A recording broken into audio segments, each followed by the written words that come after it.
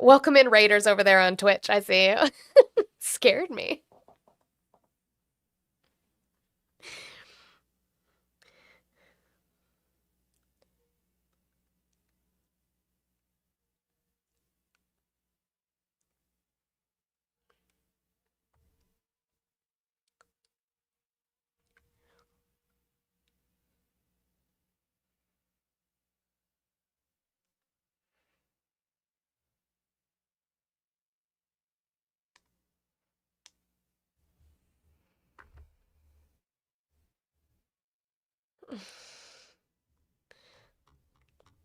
Hi, Dragon's Celt.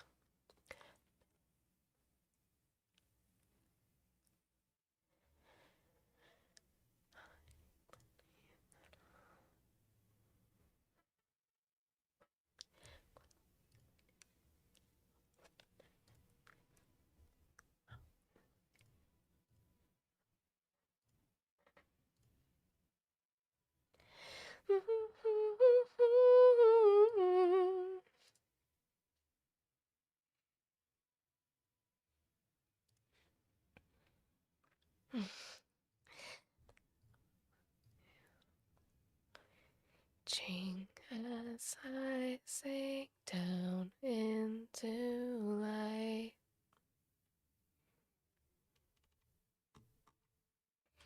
Mm-hmm.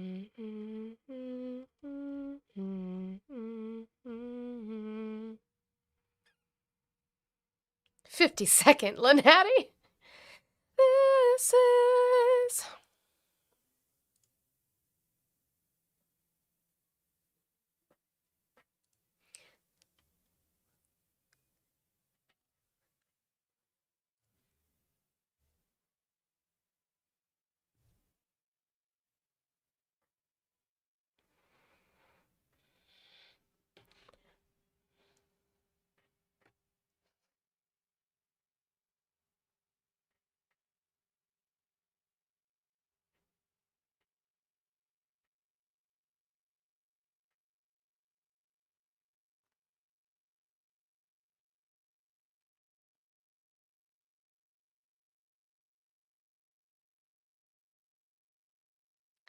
Good morning, good afternoon to those of you on the East Coast. I appreciate you guys being here. Happy Friday. It's finally Friday. Yay. How's everybody doing? How are we holding up? We good? No, not really. Again, thank you so much to my Twitch raiders. Thank you, Olive. Yay! I'm so glad you figured it out how to do it. I had to learn too. We're learning together here as we go. Yeah, trash cat, paycheck to paycheck as well. I agree. But welcome in, guys. If you're over here on TikTok, make sure you're doing all of the good things. Tap that screen, share the live out, do your daily heart me if you have not done so. I have the roses up there so that we can get those accomplished. It helps push us onto the algorithm. I would appreciate it if we could get those done. You guys knocked out my gift gallery right at the beginning of the week, so we don't have to worry about that. And I appreciate you guys so much for doing that. I have 9-0 left in my goal. I actually got 10 while we were sitting on Olive's panel, which Olive, I always appreciate. Thank you so much for letting me cross panel and share panel with you, that when your goal is accomplished, that you set up mine. I always appreciate the support that we have from the community in that way. So I have 9-0 left on this Friday. Guys, this is my job. This is how I pay bills. So if you guys could help out with that in any way, whether it's a dollar train, $2 train, $5 train, and send your messages in that I can read out loud, I would appreciate that so much. I have Cash App, Venmo, PayPal, all the links in the link tree in my bio, and any help is appreciated. Also, guys, I am multi-streaming. I don't know why I always want to say dual. I am multi-streaming, so I'm here on TikTok, but I'm also on Twitch and YouTube. Over there on Twitch, you can follow for free, or you can subscribe. You can send bits. There are fun stickers if you do subscribe. Over there on YouTube, you can subscribe for free, or you can join and become a member. There you can send donations, you can send super chats. Sometimes the chat over there goes a little too fast and I don't catch comments, so that's one way that I can catch them a lot easier. $1.99 is the cheapest that you can do for a super chat for me to be able to read what you want me to read out for you. But again, direct pay links in my bio is always better, because we know that the apps like to take the things. So just remember that. And tip your content creators. Make sure you guys are supporting us as we do this as our job, and do life. Uh, which, speaking of, let's do this. Before we get started, thank you, Lanati, for the 20 on the Blue app. Happy Friday. Let's get the lesson started. Pay attention, Maga bichos. I know y'all got paid today. A woman's labor isn't free. Te quiero mucho. Te quiero mucho, mi amor. Thank you for the 20. And then thank you to Ari for the 10 for the pocket kick. Thank you. We will hold on to that. I appreciate it so much. As we get started, let me do math and we'll get our day going. It makes the math much easier for me. Thank you. Brings us down to 60, guys.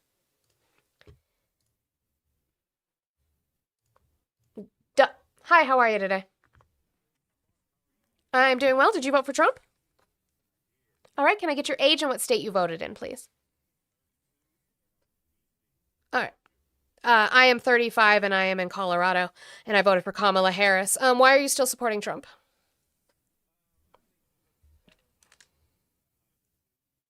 Sure.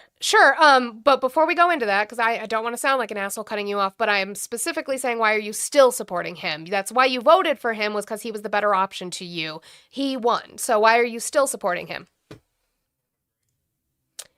What he's doing with immigration. I'm fine with that. And I trust him to get us out of this.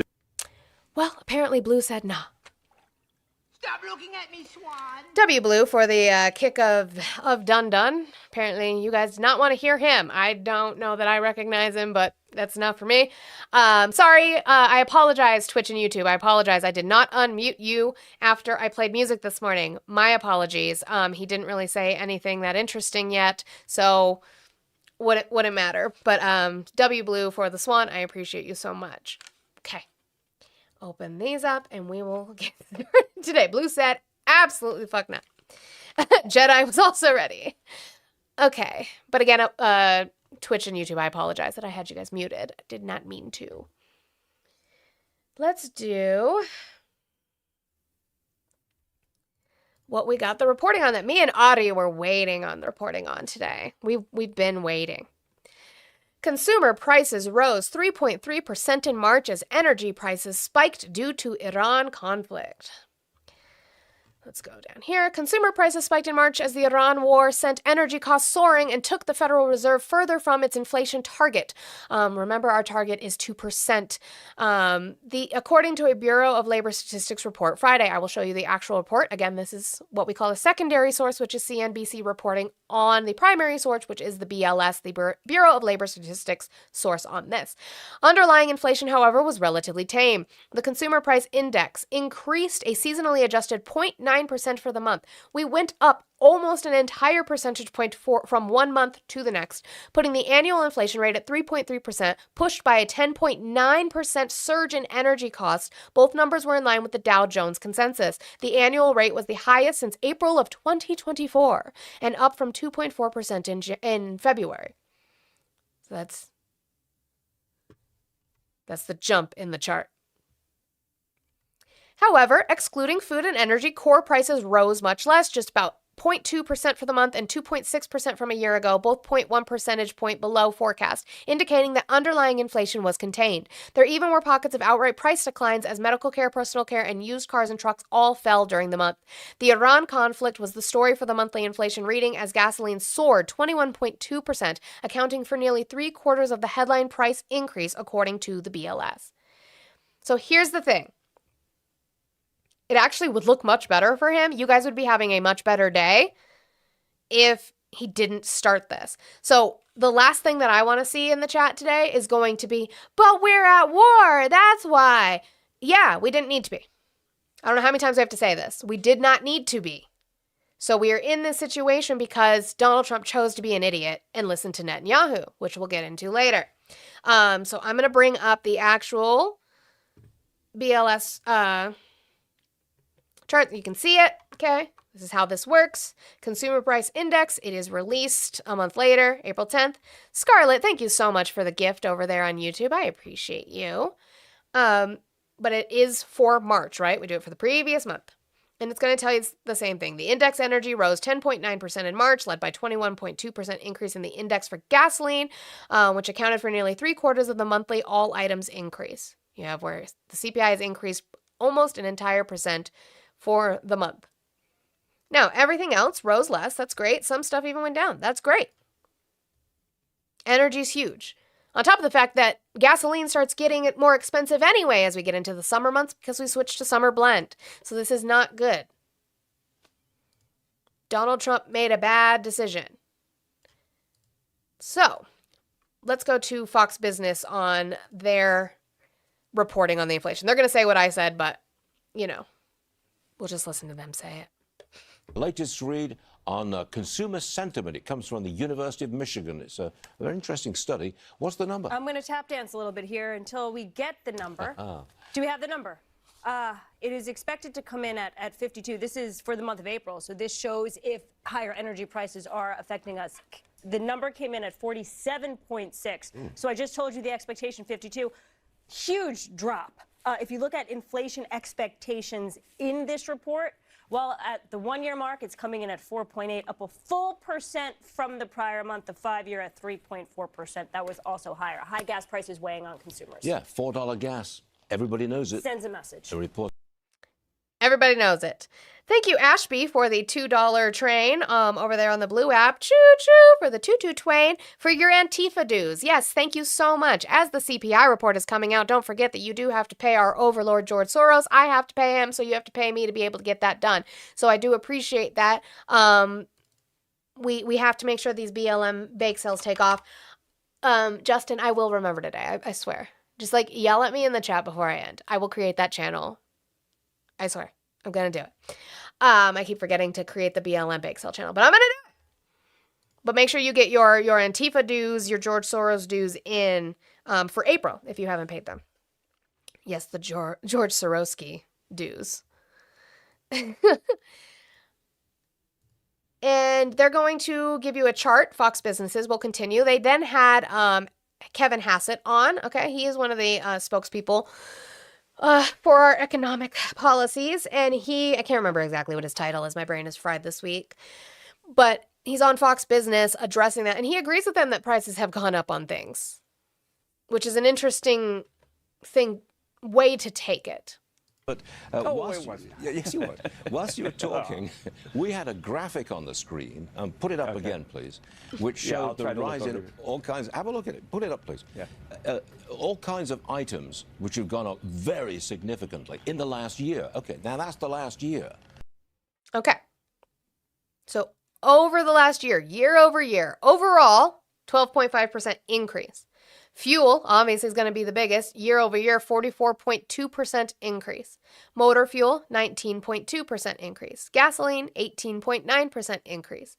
Electricity, 4.6% increase. And utility, 6.4% increase. Year over year.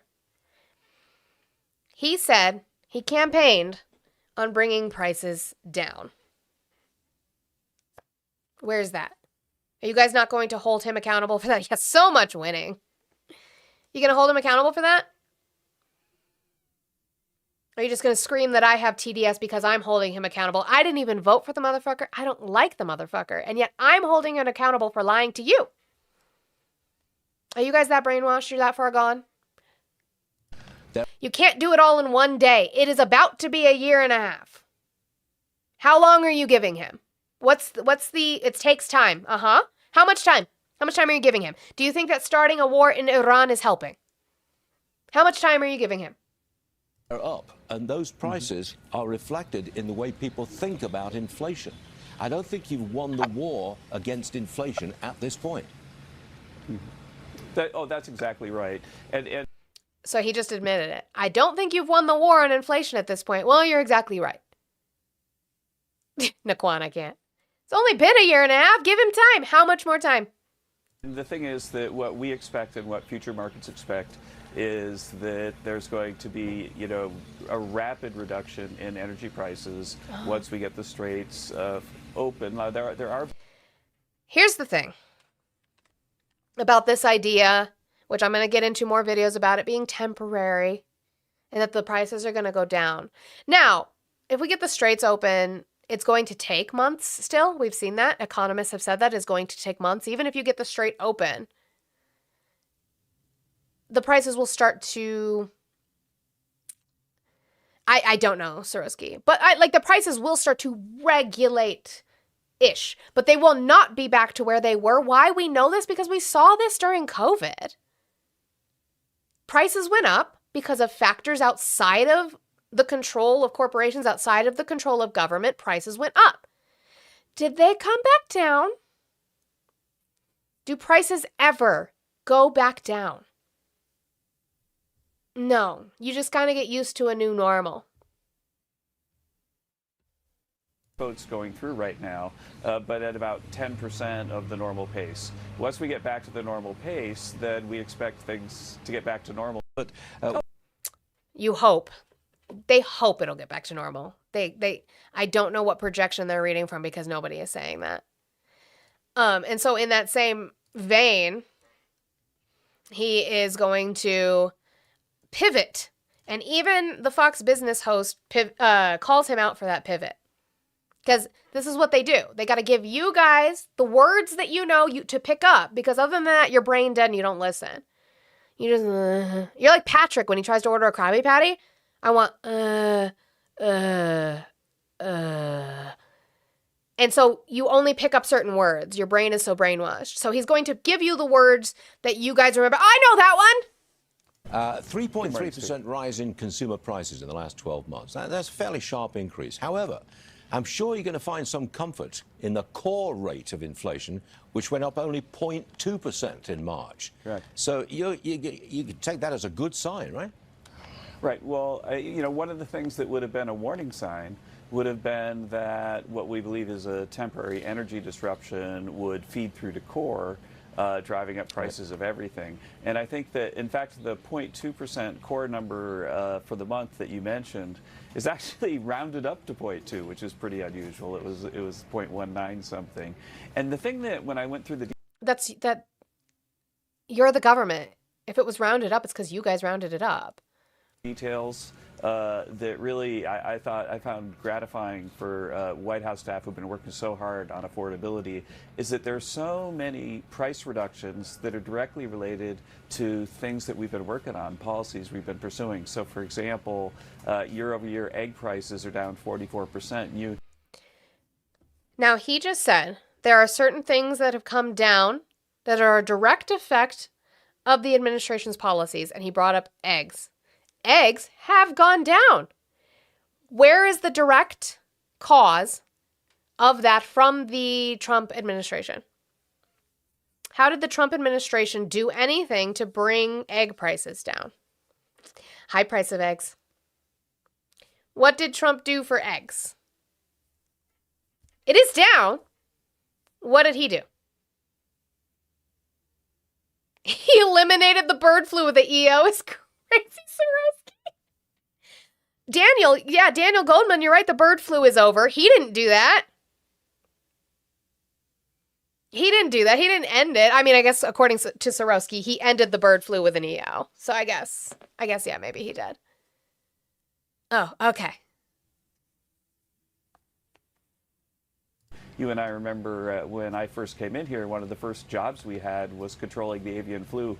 Well, we controlled the avian flu so much that there are hens all over the place laying eggs at a record rate with egg prices about the lowest they've ever been.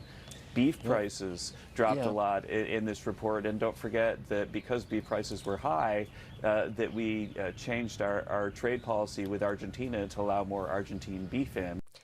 Right. Okay. So beef prices were going up. They're now starting to come down, kind of, not really. It actually, if you're making minimum wage, you still can't afford beef.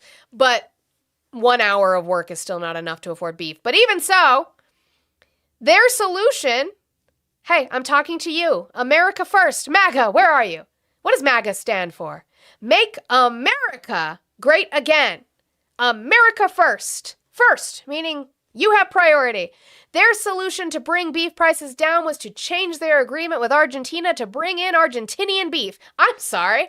This whole time I thought MAGA meant make America great again. I was wrong and I apologize. Make Argentina great again. Okay, got it. And that we saw a surge in... I'm lying. That's not what he said. That's literally what he just said. Dropped a lot in this report. And don't forget that because beef prices were high, that we changed our trade policy with Argentina to allow more Argentine beef in, and that We changed because beef prices were high, we changed our trade policy with Argentina to allow more Argentinian beef in.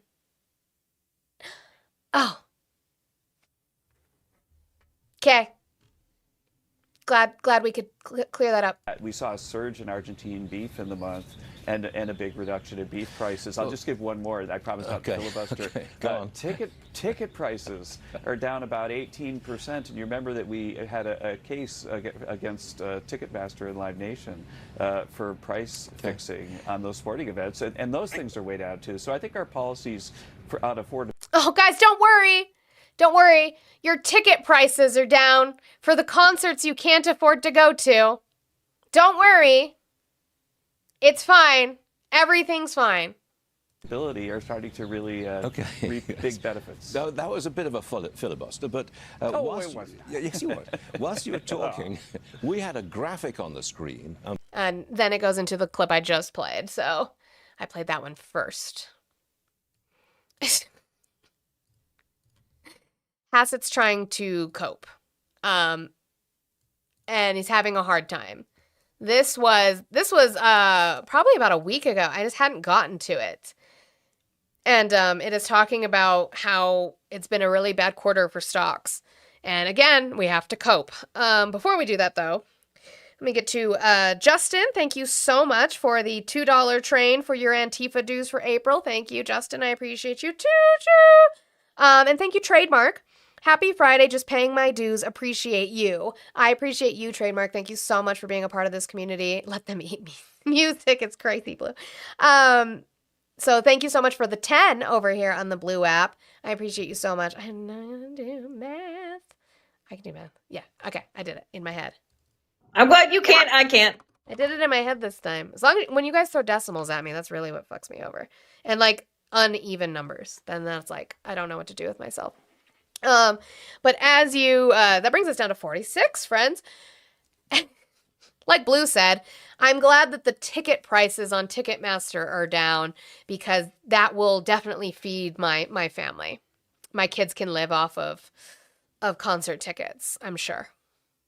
You don't eat your daily concert ticket? I think I need to add it into my diet. It's probably pretty good for fiber. I think so. Yeah.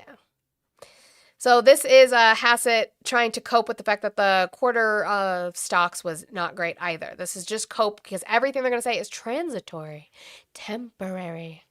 Okay. So what would you say the impact is on the U.S. economy so far? I mean, we know, Kevin, that we just came off of the worst quarter for stocks in several years. We know that oil prices have risen 50%. What would be your expectation for the impact on economic growth in the coming quarters? Oh, Steph, you're right. They are digital tickets now, so I guess we can't eat those either. Just manifest it. I do eat my digital tickets, though. Yeah. Okay. I mean, absent this event, then when you and I talked about this last time, I said that because AI is creating so much productivity, because President Trump's policies, the dereg and the taxes are causing an investment boom that considers or continues right to this day. You know, we just got advanced durables numbers that said that orders for... Sorry, guys. Shades says, quit rolling your arms when you say Iran. It is not Latino. It is not a Latino word. You do not roll our dumb bitch. It's pronounced, and then you spelled Iran correctly. Don't roll your arms. I'm sorry. Every time I say Iran, I gotta roll my arms. I apologize. Iran. What is happening? You okay? It's not pronounced Iran, because that's not how you would say it in their dialect. And I ran. I ran so far away. away. Okay. capital goods and shipments of capital Yeah. goods are at an all-time high. All of that is happening because of optimism that President Trump not only will resolve this in the short term, but in the long term, his policies are going to create a golden age. And so I began the year with a guess that we'd probably be in the 4 to 5 range for economic growth because of all this. And I'll stick by those numbers. I think this is a temporary a distraction that will very, very quickly go away. You saw that when you saw the market celebrate yesterday when they thought that this would be over. I think our excellent negotiating team will finish the job, and then we'll be back on track to one of the best years ever. Wow. So you still look for 4 to 5% growth for this year?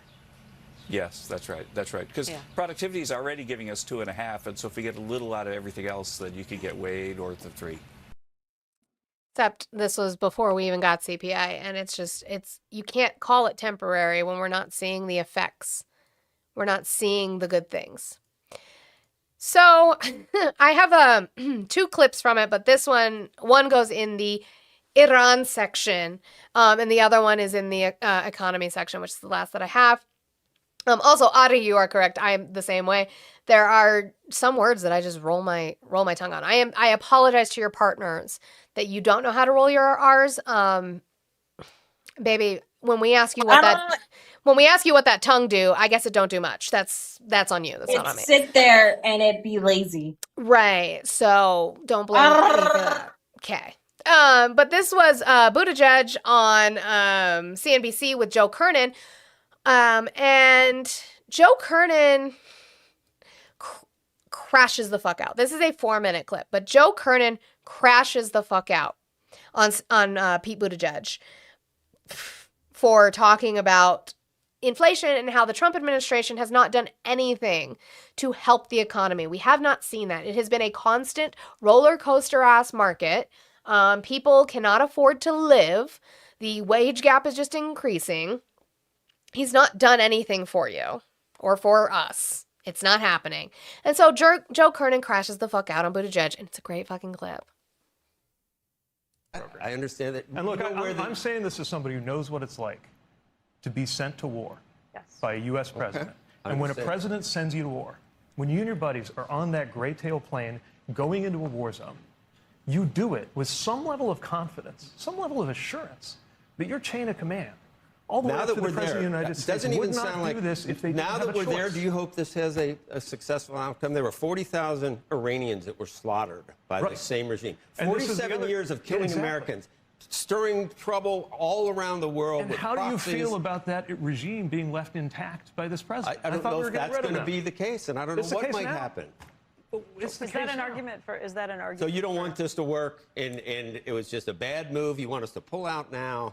Well, look, there's no obvious way out now, but I want to make sure that this ends in a way that, first of all, our economy can recover. Yeah, it wasn't 40,000. We're not paying so much for gas. I mean, right now, oil's $100, jet fuel's $200, gas is over $4, diesel's like $5.50. You averaged 380 under Biden for 4 years. Yeah, and when we left, that's not true.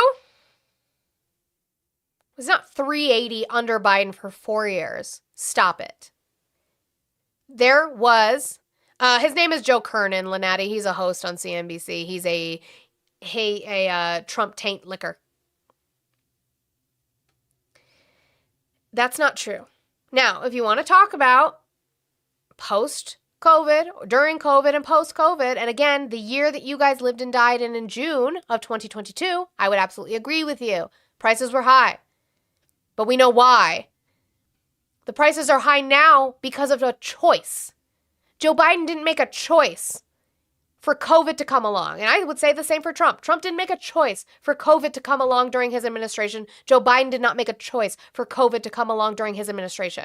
What Trump did do was make a choice about the OPEC plus 2020 deal to ensure that they were, because nobody was driving except for essential workers during the shutdown, that we had, or lockdown, excuse me, that they were producing 10 million less barrels of oil than they usually do. The deal in itself, not bad. He should have done it for 6 months instead of 2 years. He did it for 2 years, which went into Joe Biden's presidency. Joe Biden didn't have a choice about what was going on with the price of oil during that time. Donald Trump made a choice to go to Iran. So the gas prices we're seeing now was because Donald Trump chose to. Inflation was lower than it is today. You accounted for 21.5% price increases. This president took the inflation rate up. This president took the inflation rate up. It's more than 3% year on year. You saw the numbers just come out. It's more than 3% year on year. Okay. Isn't it? PCE, there's core. It is. The math is direct. The math is the math. Look, it fluctuates each month from 2.7 to 3%. It's higher than when he got here, It's Joe. not 9%. His central campaign promise was he was going to take inflation and drive it down, and instead he took inflation and it's up. I thought in the Fed. It was. Oh my God. So Joe Kernan is you. Joe Kernan is a perfect example of y'all. You lived and died in June of 2022 when, yes, it hit 9% and then started going down. Joe Biden didn't leave office at 9% inflation. He left at 2.9. He did not leave at 9%. Was I praising Trump a month ago when gas was down? No, actually, but there were reasons for that, which were the fact that we are actually importing a lot of oil, and we've seen where our oil industries are struggling and they're actually laying people off. So no, I didn't praise him for that.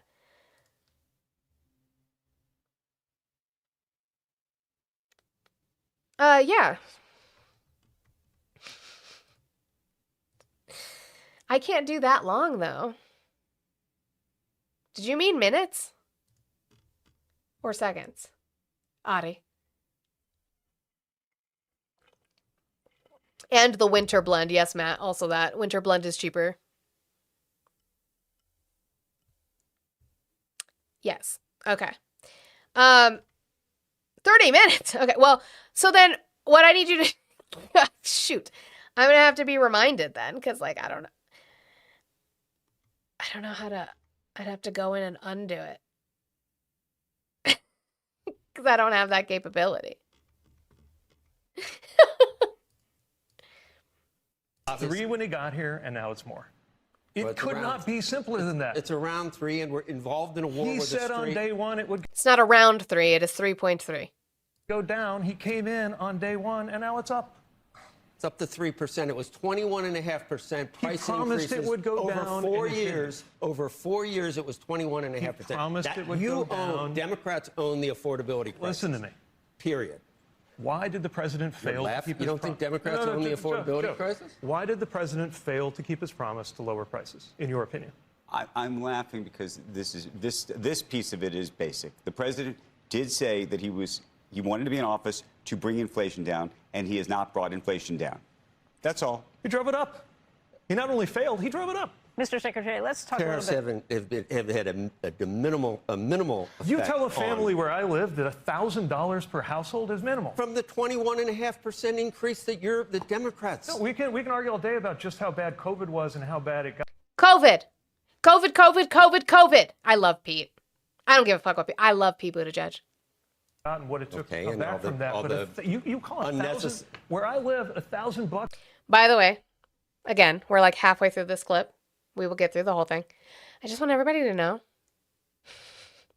They're talking about the key lime pie line in my YouTube chat. No!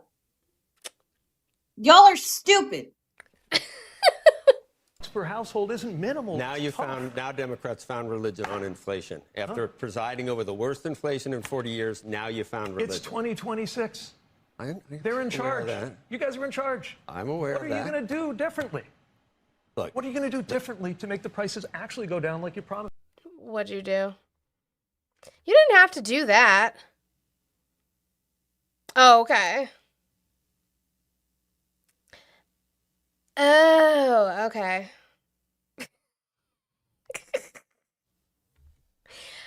W. Ari for the 10 on the total of 20 makes it for the whole live per Sparky when Olive muted Kayla and removed mod powers. Where the fuck is he in here? Did he leave? comment first. Nope, that's not what I wanted.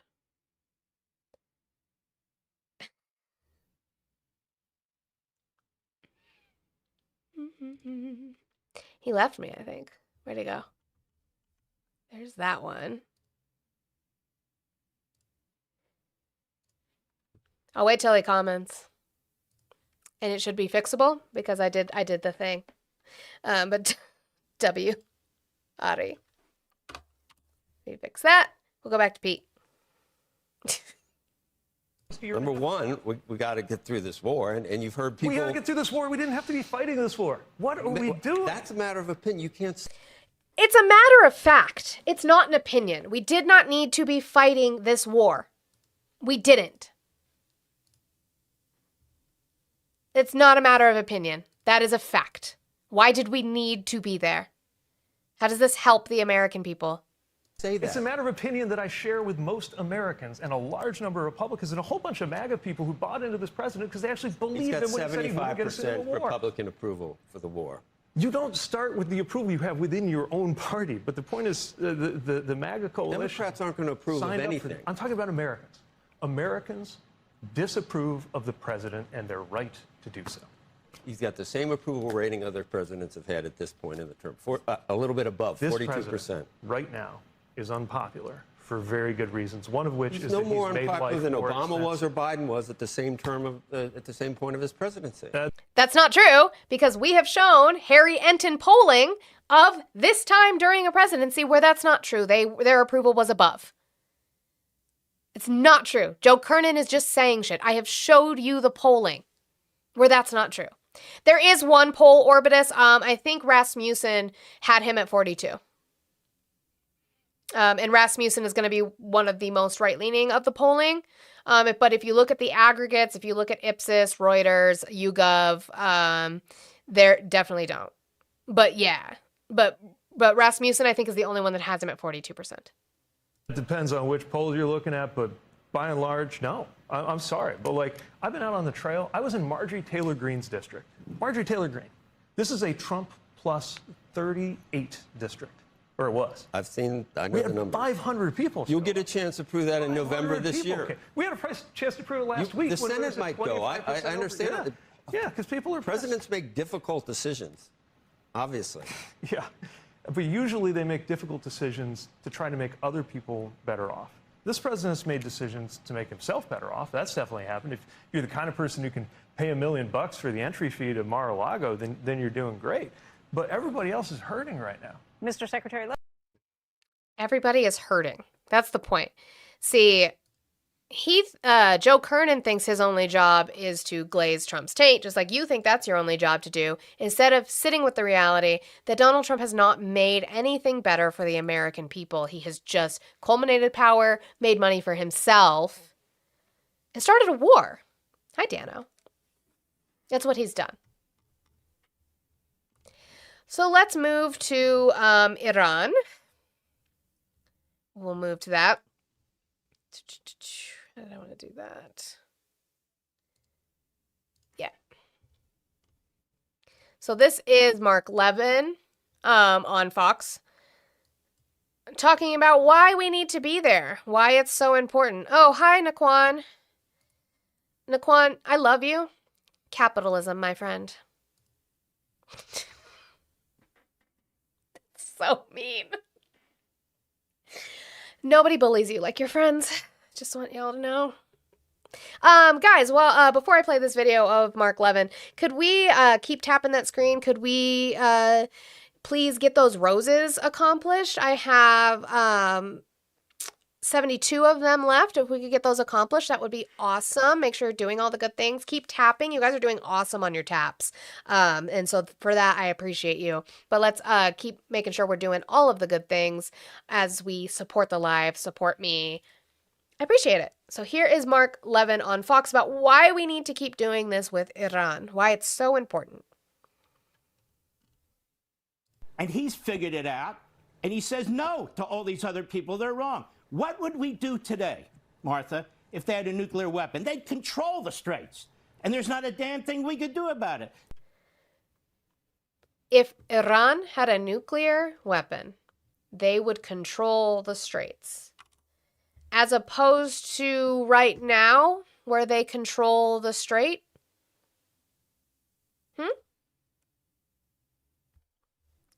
As opposed to right now. Okay. They control the entire oil in that entire region. That whole region would change with China's presence, with Russia's presence, and so forth and so on. Moreover, they keep threatening us. These are terrorists. These are suicide bombers. They'd be suicide bombers with nuclear weapons.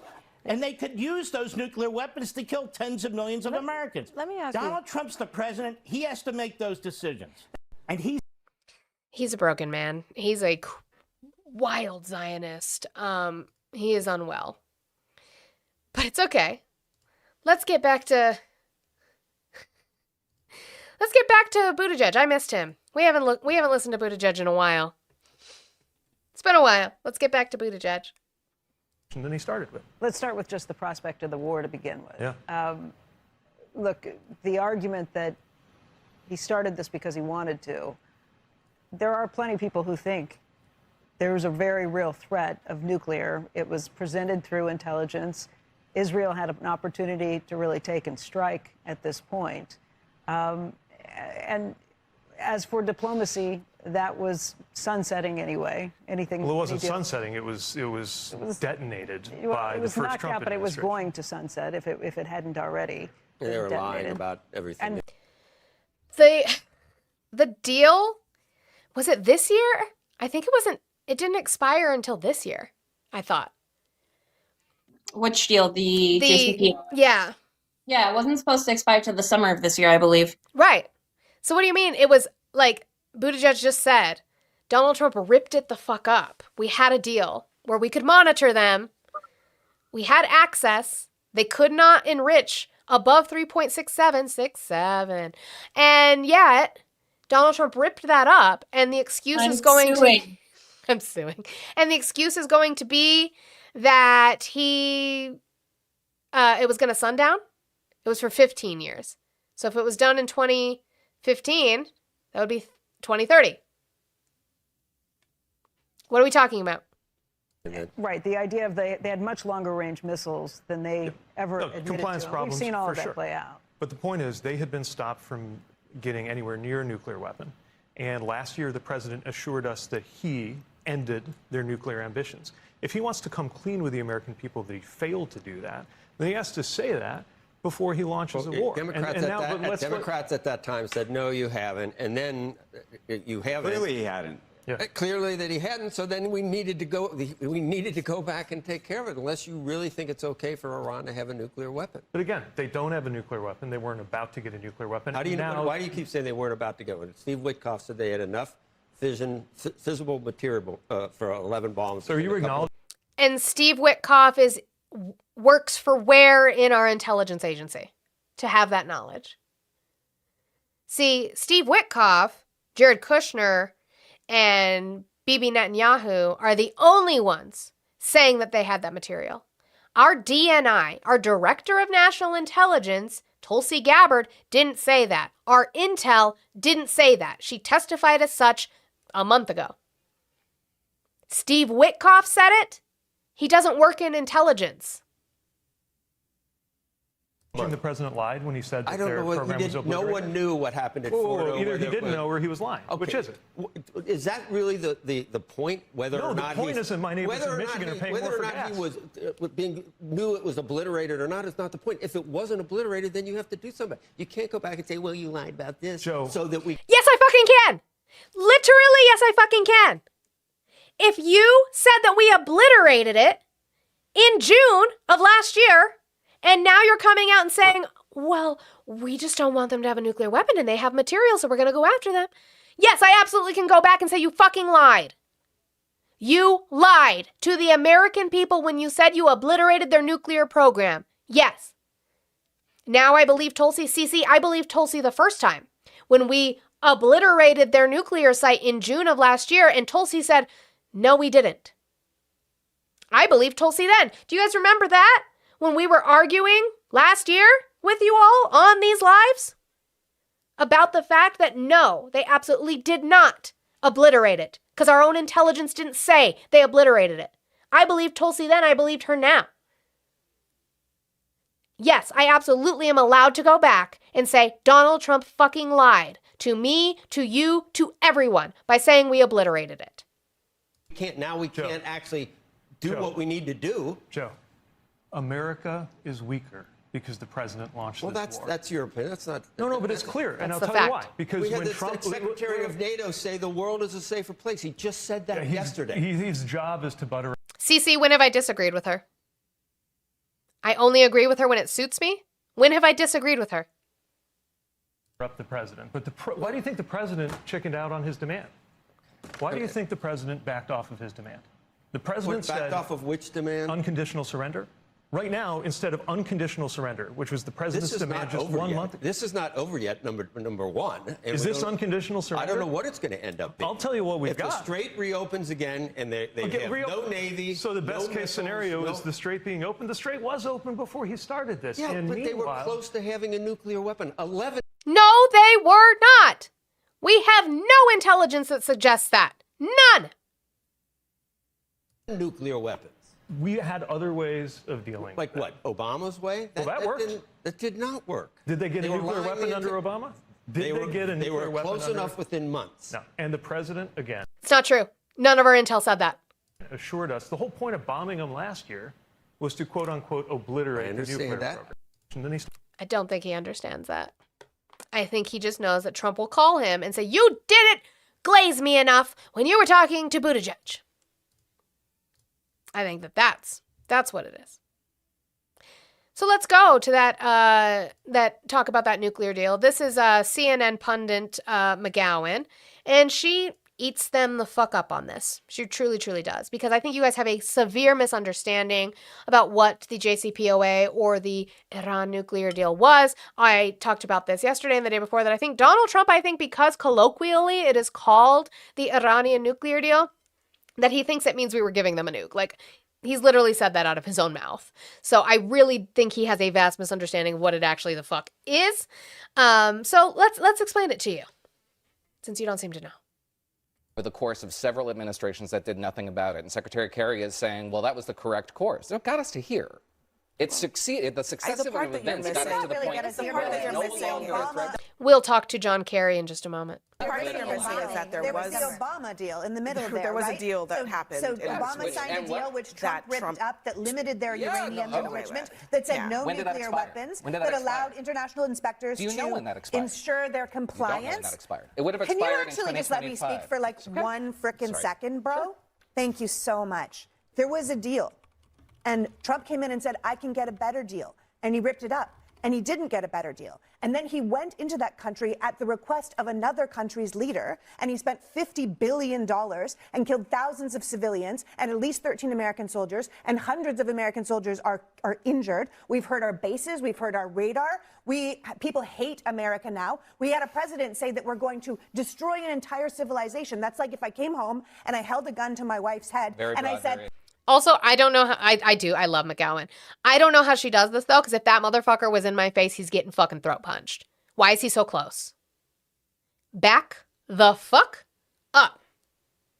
For 13 hours, I'm going to say, I'm going to kill you, I'm going to blow your brains out. Just kidding. We'll talk about it again in 2 weeks. That does not make you a good negotiator. That doesn't make you a good guy. It makes you psychotic. And he's the leader of the free world. And everyone knows that now. So no, this is not some winning strategy that Trump came in after years of being begged to help with Iran. This is not what's happening. The JCPOA did not touch ballistic missiles, and it allowed for legitimized... You know where we're at right now. It's not good. Listen, Noah. The Iran nuclear deal legitimized at 2025 the nuclear enrichment program. It expired at that point. It sunset, and it would have legitimized their ability to break out with it.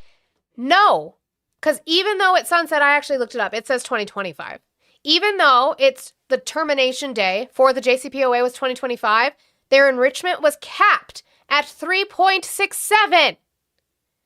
So no, they would not have been set up to keep enriching. And guess what? That was predicated on the idea that you have another deal. And again, on the idea that the DNI, the current DNI, Tulsi Gabbard has said that there is a fatwa, which is a religious doctrine set forth by the Ayatollah, there is a fatwa in place that they cannot have a nuclear weapon. 6, 7. I'm not disputing your right to not like the Iran nuclear deal. Trust me. All I'm suggesting is that Trump got rid of it without putting anything in its place to contain the nuclear problem. And so in the intervening time, Iran was basically free to do whatever they want, and that is what they did. And so to sit here and act like the reason was because of the Iran nuclear deal when he was the one who pulled us out of it, which gave them the free rein to start enriching, and now to say, look, they're doing the thing that you gave them the green light to do is silly. Silly. Here is John Kerry about what we have been told and we had reporting on anew, which is that Benjamin Netanyahu has been pitching this idea of going to war with Iran with the U.S.'s backing for decades. He has gone president after president after president. And John Kerry, who was the Secretary of State for the last half of Obama's presidency, Tech Riven, I can't, is going to talk about the fact that Bibi had come to multiple presidents and been like, hey, do this, including Trump's first term. And they just didn't go for it then. Donald Trump, apparently, since he's, sundowning in real time and has a warmonger set of a cabinet, has finally decided that this is the time. Did I get it? Yes, it's up there. Thank you, Tech Riven, for the 367 for 6667. 67. Thank you so much for that. I appreciate you. You've probably sat across the table from Prime Minister Netanyahu more than almost anyone else out there. And he and Israel are, of course, big factors here.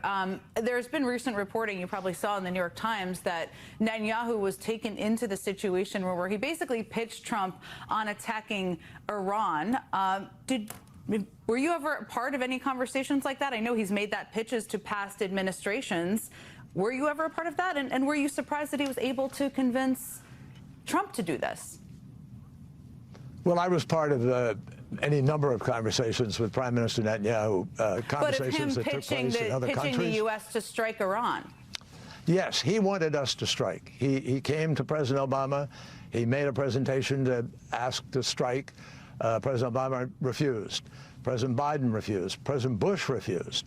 The only president who has agreed to this, obviously, is President Trump. And it's really... The only person who agreed was President Trump. Obama refused and Biden refused. Paul, you said Obama, since you can't spell, Obama started and financed all this shit. I would love for you to call the number and tell me how. 509-795-0412. It's been open this entire time. You can call in and have a conversation with me, again, based off of factually based evidence and not your feelings. Don't give me your fucking feelings. I don't want to hear those. I want to hear factually based evidence that would prove that that was the case. When we had a deal with restrictions in place, and then Donald Trump came in and tore that up like a toddler because it had Obama's name on it. So there's been rumors that that Iran is charging tolls to go through the strait for the countries that they're allowing to go through the strait, right? There are countries they're not allowing at all. And Donald Trump, this reporting has been going on for about a week and a half on this, but Donald Trump only recently came out in truth, like they better not be. Well, here's the Fox News confirmation that they actually are. Yeah, hey guys, good morning. With high-stakes talks scheduled this weekend in Islamabad, Pakistan, an Israeli intelligence official tells Fox News Iran is indeed demanding fees for the few vessels it's allowing to pass through the Strait of Hormuz. This official adds the strait is effectively under full IRGC control. They decide who gets to go through, but more importantly, who doesn't. I am told that there is intelligence being shared in the intel community about how Iran is trying to tighten its grip on this strait ahead of the negotiations this weekend. Overnight, President Trump taking to Truth Social to talk about the issue, saying, quote, Iran is doing a very poor job, dishonorable, some would say, of allowing oil to go through the Strait of Hormuz. That is not the agreement we have. With just 8 vessels... We don't have an agreement. We don't have one. because Israel won't hold up to its end of the bargain that you did, that you don't realize you did, that you're denying you did with Iran and Pakistan. Guys, we're almost to 100,000 likes over here. W, let's keep going on that. Also, so yeah, what he's talking about is that J.D. Vance is he's on the plane right now, heading to Islamabad, Pakistan, to do negotiations in regards to a ceasefire with Iran. And the problem is that we've recently seen there is somebody, I don't have it, but somebody within the Pakistani parliament just recently came out and said there is going to be a non-starter if Lebanon is not included in the ceasefire. So, also, I don't know why we're sending Vance. This is something where I know that Secretary Rubio has a lot of jobs. He's wearing a lot of hats right now. I get that, but like this is literally his job.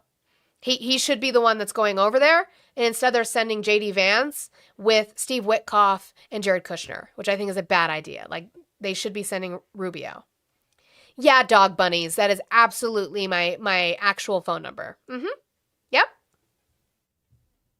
Yeah. Because I was born yesterday. Yeah. And you come with a phone number now when you're born. Sure.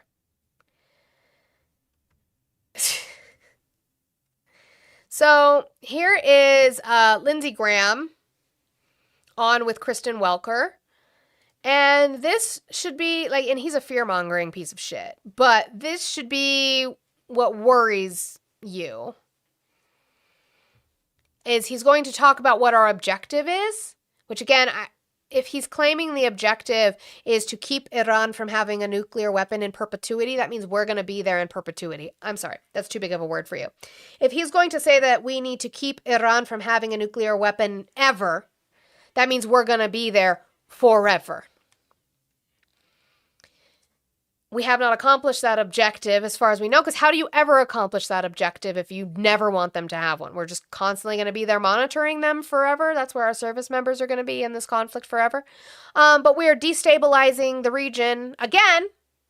The U.S. is interfering again and destabilizing governments again. Now, that doesn't mean that I'm supportive of the Iranian regime. Absolutely the fuck not. They're terrible people. I just thought we weren't the world's police anymore. What happened to you? What happened to y'all? Guess we are the world's police again, and we're destabilizing nations. And Kristen Welker is going to ask him what plan is there to ensure that this doesn't fall into chaos in this country once we leave. Apparently, that's not the president's job. Moving forward, in a social media post Sunday, President Trump wrote this, quote, "Hopefully the IRGC and police will peacefully merge with the Iranian patriots and work together as a unit to bring back the country to the greatness it deserves."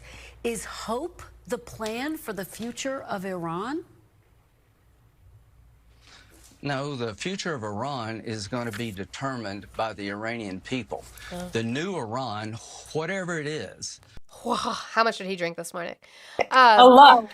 A lot. Did the people of Iraq, did Iraqi freedom help them? I don't think it did, but...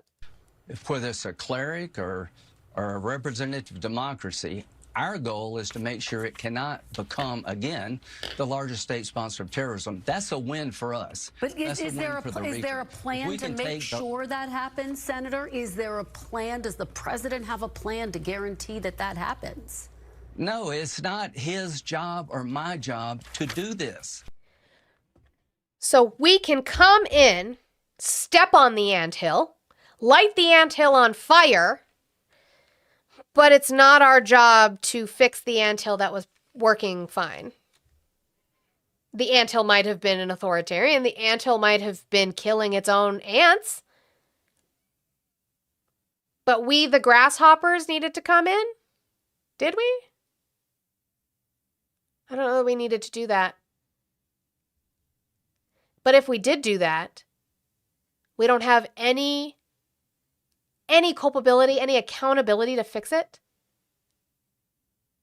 Sure, maybe the anthill was already on fire, but then we're not helping.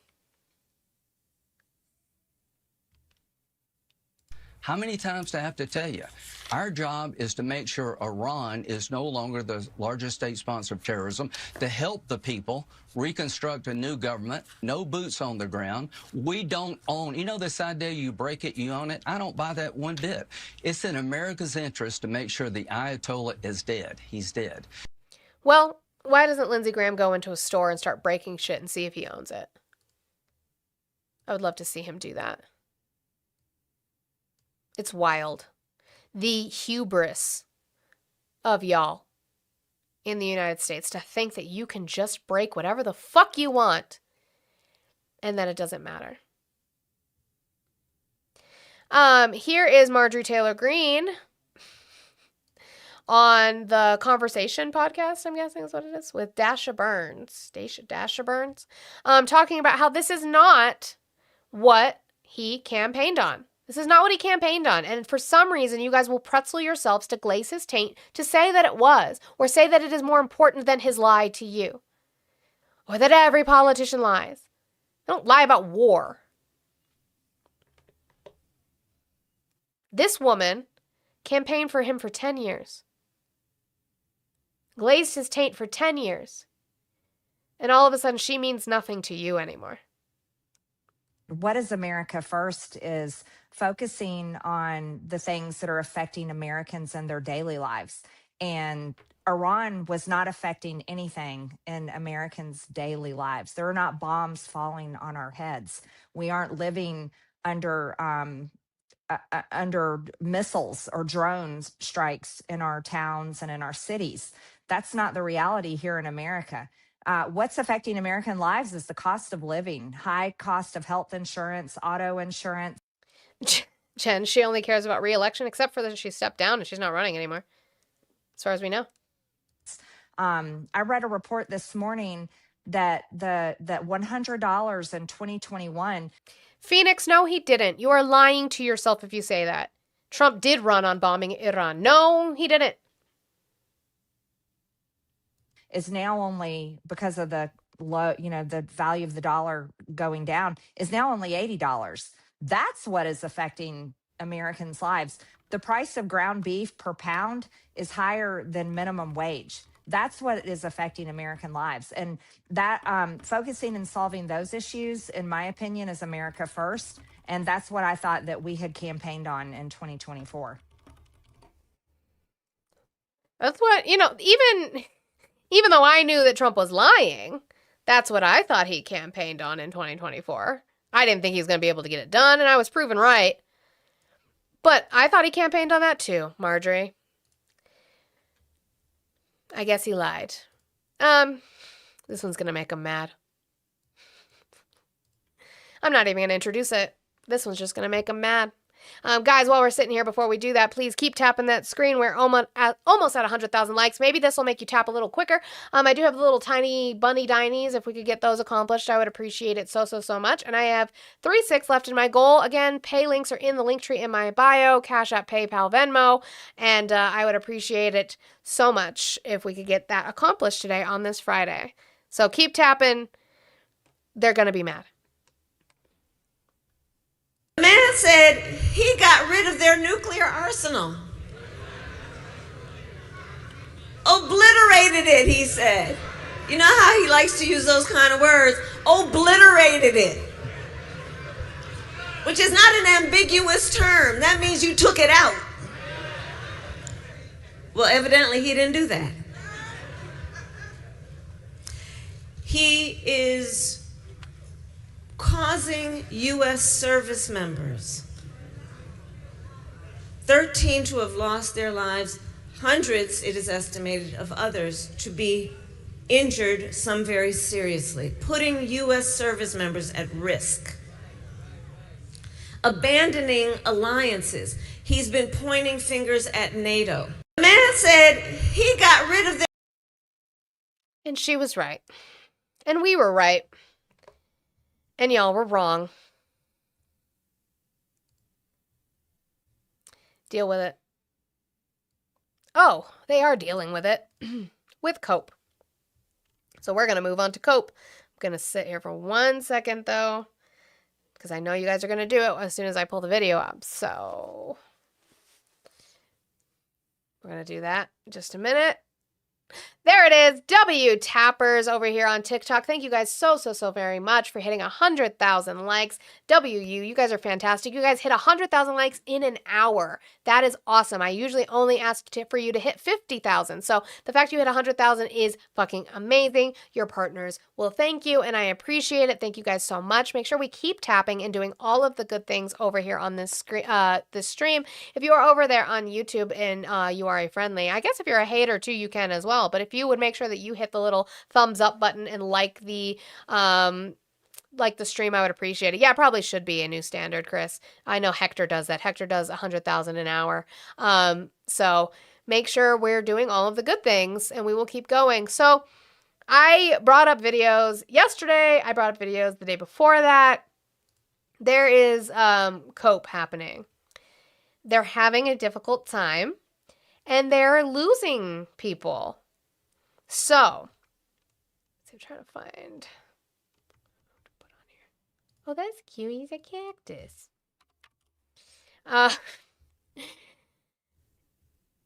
He's losing the people who helped get him elected in the media space. The people that glazed him for years, that twisted stories to make him sound better. By the way, thank you, Donnie, for hitting all those tiny bunnies. I appreciate you. And it's not good. You're losing the worst of the worst kind of people. You're losing your base. These people are not people in their 60s, above the 60s, watching Fox News. These are young people who listen to them, and they're not happy. And that's why you'll have 5-6 times a day. And, oh, we won. It's over. No, it's going to go on forever. Total destruction. I'll never let them have the Strait. Yes, we're giving up the Strait. I'm getting out of NATO. We're staying in NATO. And when you know people in early dementia, that is exactly what they do.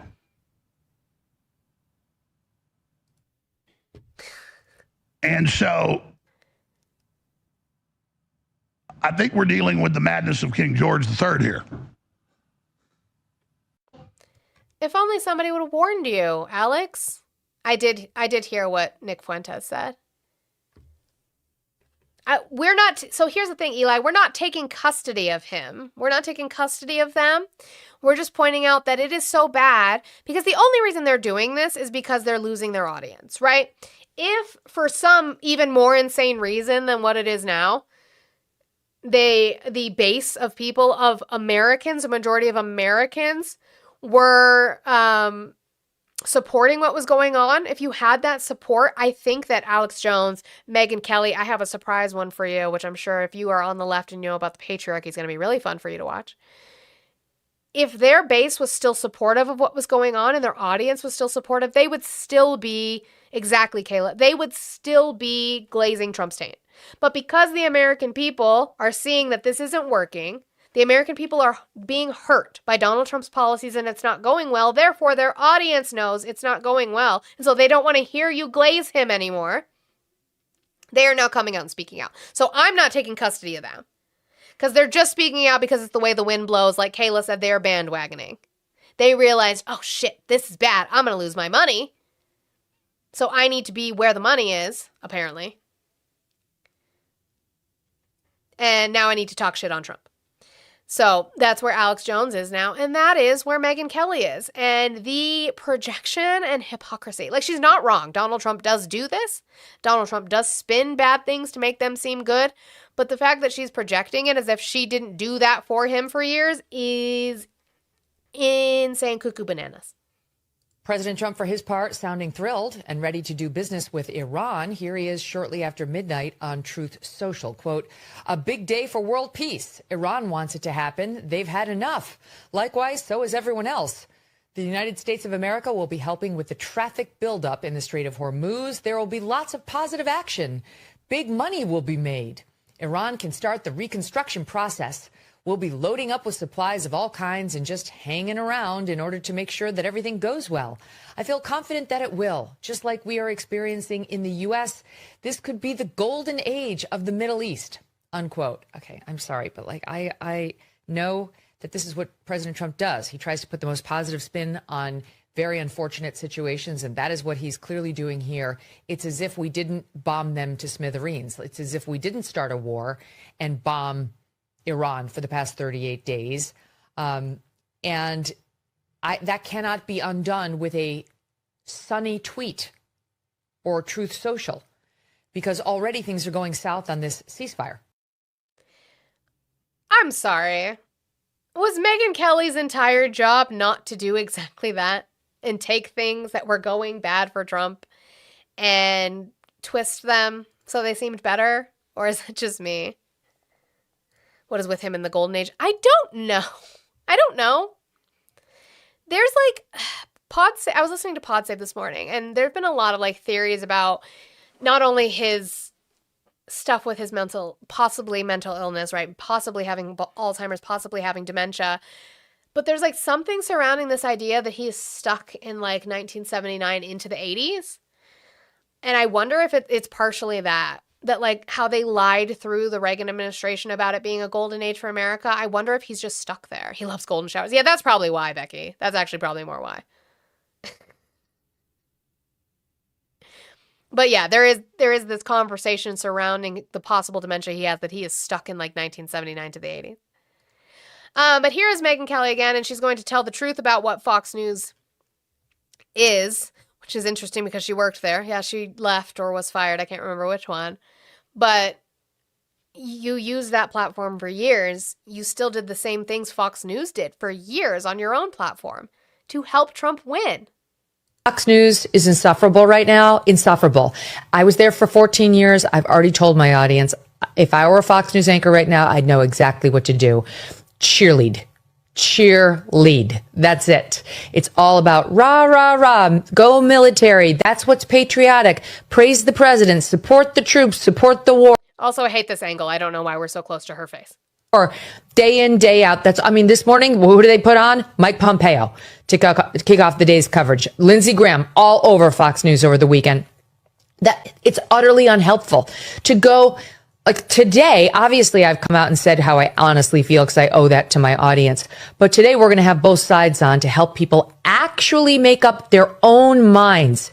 You will not find that over on Fox News. They've got one mission, and that's to support these military groups, the military itself, and President Trump. It's just folly. It's folly, Saurabh, and it's a fool's errand. Again, just a reminder that this woman recently said that she would still vote for Trump even if he dropped a nuclear weapon. Just a reminder of where she's fallen. Apparently, genocide was enough for her. I don't know how that changed from nuke to genocide was different. So trigger warning trigger warning for the jump scare to my friends on the left who are online terminally, and to my friends on the left who are women or femme presenting and know this absolute piece of shit. This is Matt Walsh. That guy. That's Matt Walsh. He is an absolute Andrew Wilson misogynist pig. He doesn't want women to vote. He doesn't think women should have a voice. Women should just stay in the kitchen, man things. He's a terrible fucking human. He's disgusting. He's racist. He's xenophobic. All of the fun things. Again, that's why I said we're not adopting them. It's just a sign of how bad it's gotten. Yeah, self-proclaimed white nationalist. But this is a sign of how bad it has gotten when you lose Matt fucking Walsh. The question still is, I think there's one question still has not been answered, which why exactly was this necessary for America to get involved in right now? I don't think we've ever gotten, to my mind, a sufficient answer to that. They can vote with us, but they have to wait in the car. Yeah. Well, real quick, I will say, to me, Matt Walsh is like when he lost Nick Fuentes, right? They don't want war because they are so Nazi isolationist that they don't want war. They just want us to literally build like a giant wall around the United States and to just like never talk to the world again. And that's why we lost them. Not like, well, maybe it'll Or not we. That's not why we lost them. That's why the Republicans lost them.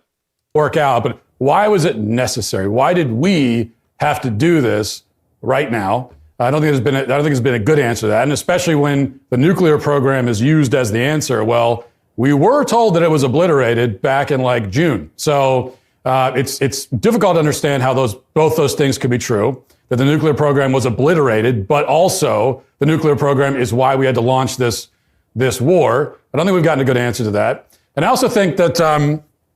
And then how are we better off? How has America benefited from it? Getting the Strait back open. Well, great. It was already open before this, so it's hard to see that we could say that that was a good reason for the war to start. And I also think that in my own personal view that I've been very open about is that I don't think this is in America's best interest. I think that there were a lot of breezy assurances made by proponents of this war early on. You guys were talking about a little bit about that. That there's basically no downside. It'll be perfectly fine. It's treating Iran like they're not even a country. It's just or comparing it to Venezuela, totally different situation, and not enough wrestling with the real ramifications of doing something like this. And I got to say, that's one thing that's really frustrated me about this entire thing. So, the point that he brings up, which I think is a good one, which is I think that Donald Trump got some sort of God complex after what happened with Venezuela, I think, and Midnight Hammer, to be honest. Chicky, I'll talk about it in a second. I don't think it's as big a news as people are trying to make it, but not saying you are, but it's kind of more of an update than it is anything. Is the fact that Midnight Hammer went off pretty much without a hitch in June of last year. Venezuela went off pretty much without a hitch. I don't agree with it. Don't think it should have happened, but it went off without a hitch pretty much. And I think that gave him a God complex for what he was going to be able to do. And then it's not the case because Iran is a bigger beast and the Gulf is a bigger beast than Venezuela is, or than just one little operation Midnight Hammer was. And Iran was kind of like, hey, what the fuck? Don't do that again. But then you decided to poke the bear again. So I'm scared to say I agree with people on the right. I just said he made up a point. He made a good point, but everybody has been making that point. That's not just a right-leaning thing. Everybody has made that point. That you can have a good operation that does not translate to a large-scale war win, where we're not getting the answers, and Matt Walsh said that himself. If anything, Matt Walsh is agreeing with me. That we're not getting the answers on what the objective actually was. Now we're saying it was nuclear weaponry, even though you supposedly obliterated it last year. None of these answers that the admin is giving make sense. That's just the facts. I'll move on to more with this, but I did want to update. So yeah, I don't have a link for it. The military has now instituted automatic draft registration. Again, the reason I say that I see it as an update and not like a huge deal is you already have to. Let me preface. I don't agree with that. I think we should get rid of the draft. We call it selective service now, whatever. I think we should get rid of that. I don't agree with it at all. If you would like to serve, you make the choice to serve. I don't think you should be forced to. I've never agreed with that. But it is the law in our country right now. As of right now, I remember vividly, I was in my AP stats class, and they passed around, everybody got a piece of paper. And on the bottom of that piece of paper, there was a little box that you needed to check. You needed to write down your information, your name, you needed to sign it. I was specifically told, hey girls, you don't have to sign this is not for you. But all the boys in the class need to do it. And they collected those paper forms, and I don't know where they shipped them to. But that was how you would sign up for selective service. As a boy, because you had to, if you were 18. Okay? Okay. Now, they have changed it so it's going to be automatic. So they're just going to go within their records that they already have of all the boys that are turning 18 and automatically register them. That's what they're doing. Again, don't like it, hate it. I don't necessarily see that as some sort of sign that we're moving towards enacting a draft. I just see it as them finally updating with the times of not doing paper anymore. Well, I mean, again, all right, the other thing too, with your statement like that, I agree we should get rid of the draft because our numbers are the best of the best, right? We're so good. They're not. Recruitment's down. Recruitment is shit. So, I mean, there's that aspect of it. Anywho. Hi, Blue. Hi there. So let me get this straight. Okay. So our government has all of our records, and we are trusting them to be able to go through and find all of the 18-year-old boy or going to be 18-year-old boys and register them for something. Mm-hmm. But we apparently, at least the people on the right, they don't trust the government to know who is and isn't a citizen for voting. Mm-hmm. But also they're okay with registering having a registry automatically assign their sons to go to the military, but they aren't okay with having a national registry for firearm ownership. Right. Mm-hmm. Blue, why are we using logic in this? That's crazy, dude. Also, a story I didn't get to, which I don't have the headline for, but the federal government is actually requesting the medical records and medical information of federal workers now. Thank God I don't work for the government anymore. Oh, it's going to get sued. Big government, God, yeah. right? No. He's going to shrink the government, right?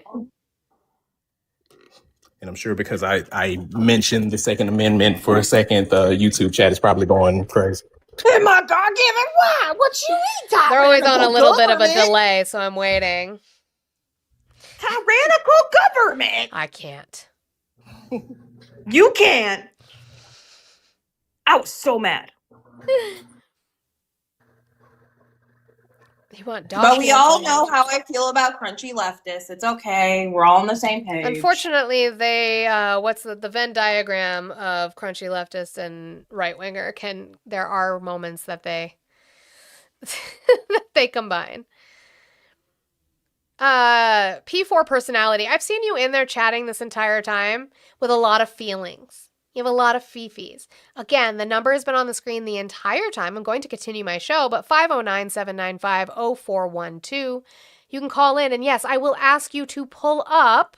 No, not to look up for you, but for you to pull up your proof of the things that you are saying. That is something you can do. You put me on speaker and you go and find it. You can go and find it right now in the chat, and you can just write down the headline or the website that you found it on. We are very, very good at research on our side. All you got to do is give us where you found it. You just believe shit. DeBall, you're an idiot what? My idiot what? Your, Y-O-U-R, implies possession. You're using the wrong one. Y-O-U-R apostrophe R-E means you are. Try again.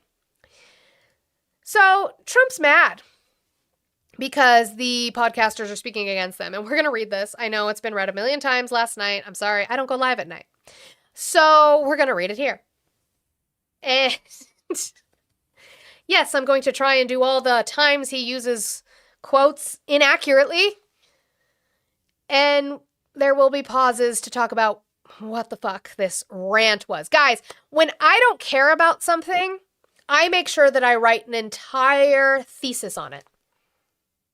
When I don't care. Just to prove to you guys that I don't care. I don't give a shit. I address it. I know why Tucker Carlson, Megyn Kelly, Candace Owens, and Alex Jones have all been fighting me for years. Already. What? Huh? They've been fighting you for years? Okay. Especially by the fact that they think it is wonderful for Iran, the #1 state sponsor of terror, to have a nuclear weapon. Because they have one thing in common. Low IQs. They're stupid people. They know it. Their families know it, and everyone else knows it too. Look at their past, look at their record. They don't have what it takes, and they never did. They've all been thrown off television, lost their shows, and aren't even invited on TV because nobody cares about them. They're nut jobs, troublemakers, and will say anything necessary for some free and cheap publicity. This one is one of my favorites, air quotes that he does, because it really doesn't make any sense. Now they think they can get some clicks because they have third-rate podcasts. You could have just wrote clicks without the quotes and you would have been correct, because that's what it is. They are getting clicks. It's not fake. It's not fake clicks. They're not hiring bots for clicks as far as I know. They're getting real clicks for their views. But nobody's talking about them, and their views are the opposite of MAGA. If nobody's talking about them, why'd you write an entire rant about them again? Or I wouldn't have won the presidential election in a landslide, except they helped you win. MAGA agrees with me and just gave CNN, I want you to remember this sentence for later, and just gave CNN a 100% approval rating of Trump. Not hand-flailing fools like Tucker Carlson, who couldn't even finish college. He was a broken man when he got fired from Fox, and he's never been the same. Perhaps he should see a good psychiatrist. Or Megyn Kelly, who nastily asked me the now famous only Rosie O'Donnell question, or crazy Candace Owens, who accused the highly respected First Lady of France of being a man when she is not, and will hopefully win lots of money in the ongoing lawsuit. Actually, to me, the First Lady of France is a far more beautiful woman than Candace. In fact, it's not even close. Or bankrupt Alex Jones, who said some of the dumbest things and lost his entire fortune, as he should have, for his horrendous attack on the families of the Sandy Hook shooting victims, ridiculously claiming it was a hoax. These so-called pundits are losers, and they always will be. Now remember the sentence I asked you to remember? CNN, he's happy, he's bragging about this. CNN gave him a 100% approval rating of Trump, right? Okay. Now, fake news, CNN. So, they're only fake when you don't like what they say. But it's real when they give you a poll that was 100%. Todd Gackett's not fake polls. It was 100% of MAGA who were polled approved of what Donald Trump was doing. His other polling, not good. The failing New York Times and all of the other radical left news organizations are hailing them and giving them positive press for the first time in their lives.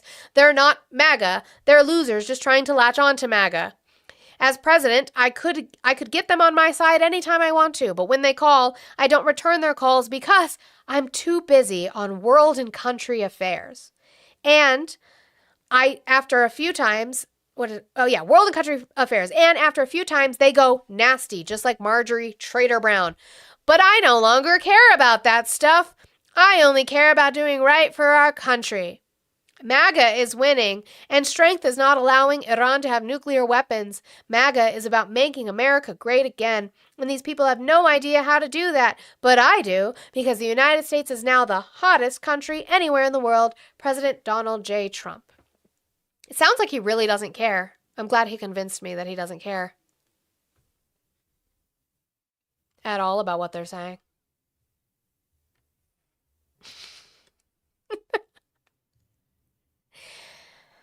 This girl is the ugliest skank bitch I have ever met in my entire life.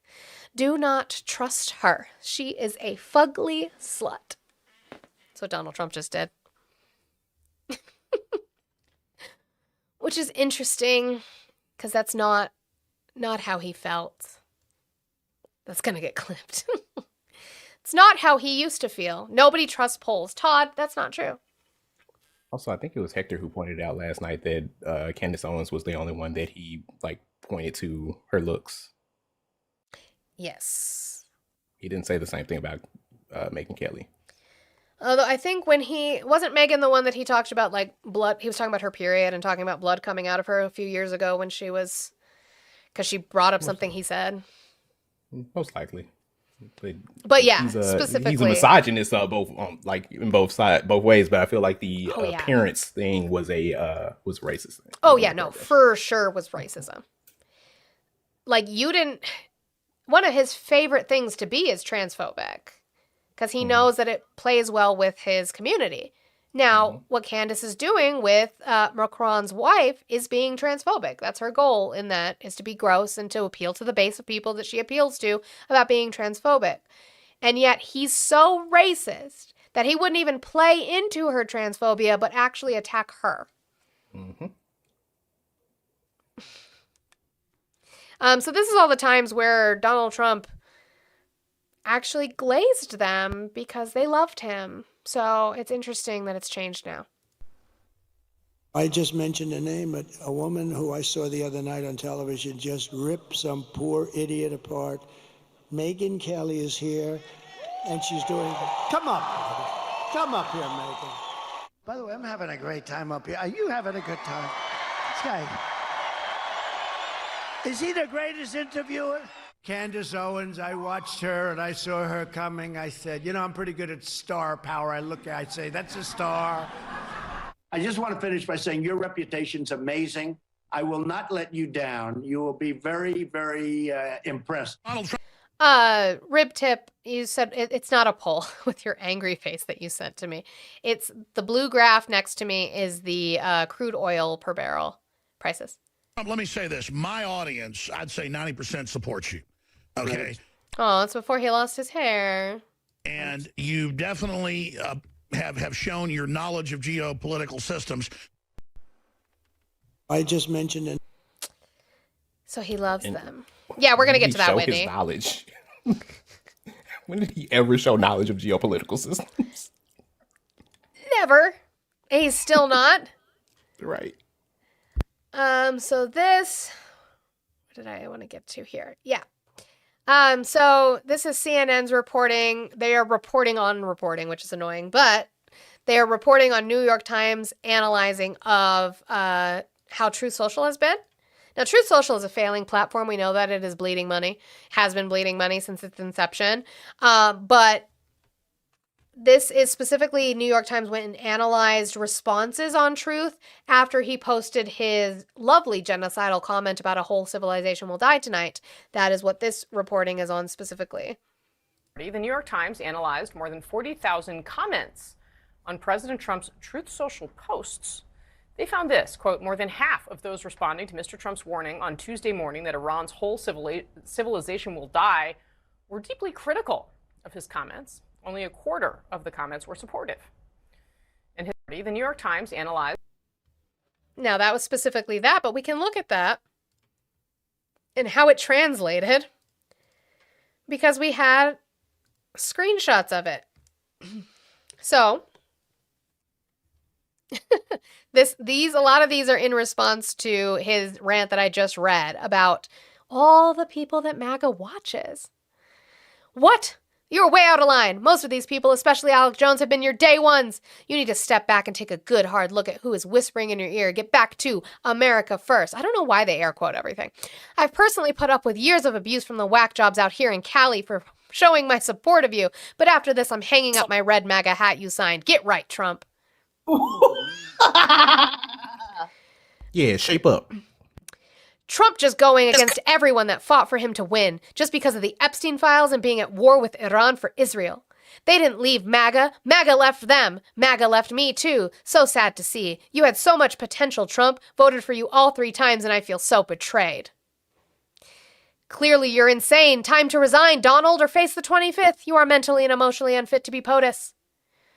Aw, Trumpy is mad that the people who believed and spread his campaign lies don't believe him anymore. What a deranged lunatic. I would say this one is probably a leftist who infiltrated the space because they have a rainbow flag. Most likely. It's literally 4 pages of this. Lost my support. What in the world is wrong with you? Oh my God, you're so childish. Clearly the truth has triggered you. Being one of your biggest supporters, I am done with you and your lies. You've just lost my support, Mr. President. They're very mad. Ooh. Charlie Kirk would be on the list now, too, I bet. What the hell is going on with you, Trump? No new wars, food prices down, you're giving the Democrats the midterm. Note how they are silent? You don't want to interrupt your enemy when they are destroying themselves like you are doing right now. What? I never thought that was gonna eat my face. Never thought it was going to happen. But it's fine. I have a question for MAGA. Let me see what they've been over there saying. They can't answer those. We ask them 3 and they freeze. I know. So we are saying that Macron is male. What? What? Hello. MAGA, how do you guys feel about Fox News? Trump. I mean, that's what you get when you ask them the 3 questions. That's true. Daddy Trump. Age, state, and who'd you vote for? Trump. Can I ask you a question? Age, state, and who'd you vote for? Oh, PR. No low key. High key. We let Blue sing in this space. Not low key. Blue can sing anytime he wants to on this space. He'll have to sing happy birthday again soon, in 10 days. Mark says your mom watches it. That's probably correct because of the age range of them. I'm independent. I hate Fox News. I am also a registered independent. I don't like news. Hi, how are you? Trump! Oh, baby. How do you guys feel about Steve Bannon? Ew. Was it Trump. Trump! Jim says Fox is chasing the dollar. I would agree with that. I just wonder. But how about Steve Bannon? I know you guys are on a little bit of a delay, so I'm going to give you a minute. The border. The border.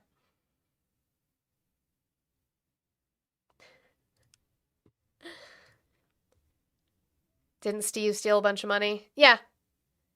Trump pardoned him. It's fine. Bannon is Epstein's PR manager. Sure. What are you sending me, Kayla? Well, let's see. Because the audiences should cross paths in that, don't you think? Well, I don't know. Steve Bannon, y'all are falling apart. Markets today, you know that it's not going according to plan when Fox News, which we refer to here as TV for stupid people, presented by stupid people, are going to the Easter bunnies and the rabbits. Uh-oh. Huh? Fox News is what? That it's not going according to plan when Fox News, which we refer to here as TV for stupid people, presented by stupid people, are going to the Easter bunnies and the rabbits. Easter was a couple weeks ago. They're going to everything spring. When they cut away for cooking and they cut away for let's go pet some animals, that is the top guys. That's Murdoch saying, hey, this thing's not going well. Let's divert the stupid people that watch our channel. Right? The people there with their mouths open that just, take all the crap, all the neocon, militarist crap, the Mitch McConnell school of politics, and just accept it. Right? We got to change the programming here. They promoted it all. They relied on it. They relied on that shit for decades. Fucking years. This is, okay. If I could walk up to every single microphone, I would scream my TikTok username. I would scream all my political shit, and I would say, I fucking told you so. That's what I would do. I wouldn't even have a conversation. I would call in. I'd be like, I told you so, and hung up. That's it. You promoted. You promoted everything. It was years of grooming Fox, Rupert Murdoch, all of them, purposefully trying to make sure that Fox was a space that only promoted the positive in way of conservative politics, and then Donald Trump specifically once he came in. Rupert Murdoch originally didn't like Donald Trump, but once he saw that the party swayed that way, that was just the way it is. And they poured their heart into making sure that that is what Fox did. And so to sit here and now say that Fox is going away to fluff pieces about the Easter Bunny, as if that's not exactly what they were supposed to do, is wild. Also, he has no concept of time. Yeah, also that. He said Easter was a couple of weeks ago. Easter was Sunday. This is last I can only count to 4. I can only count to At this 4. time, it was 4 days. It was 4 days prior at the time of that interview. I don't know the calendar. I don't know the calendar. Throw some rabbits up there, right? Let's have some bunnies. Let's cook an omelet and tell the audience how Not easy. What does the fox say? how great an omelet. We're gonna have a whole different take on omelets. That's what Fox is doing right now. We need to get damn serious about this. And if this is Islamabad, There's no and. I'm guessing he was going to start talking about Pakistan going to Islamabad, but I don't.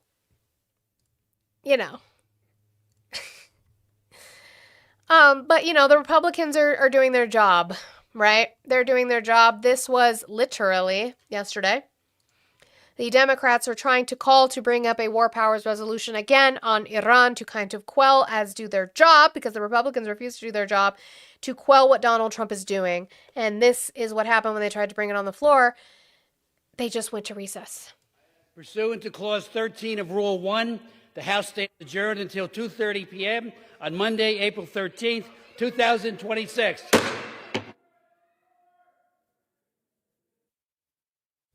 And that was Democrats yelling shame in the background because they refused to bring up the War Powers resolution for a vote and instead sent them to recess. That's what they chose to do. Okay, we'll get to this. I'm going to bring it out of left field because there's no good transition for it, but to be fair, that bitch brought it out of left field first. I've had a couple things on Epstein that we haven't gotten to because we're at fucking war. But we all still understand that this administration is breaking the law. A lot of us understand that we probably won't be able to do anything about that until they are out of office. The most recent thing that we had was that when Pam Bondi was fired, Congress said she still needs to show up for her subpoena to testify. And then it came out a couple days ago that she was not going to testify, which then the Congress, the Oversight Committee specifically involved in Epstein, including Republicans, Nancy Mace, came out and said, absolutely the fuck not. We will hold her in contempt to ensure that she testifies. So the fire in way of Epstein was on Pam Bondi.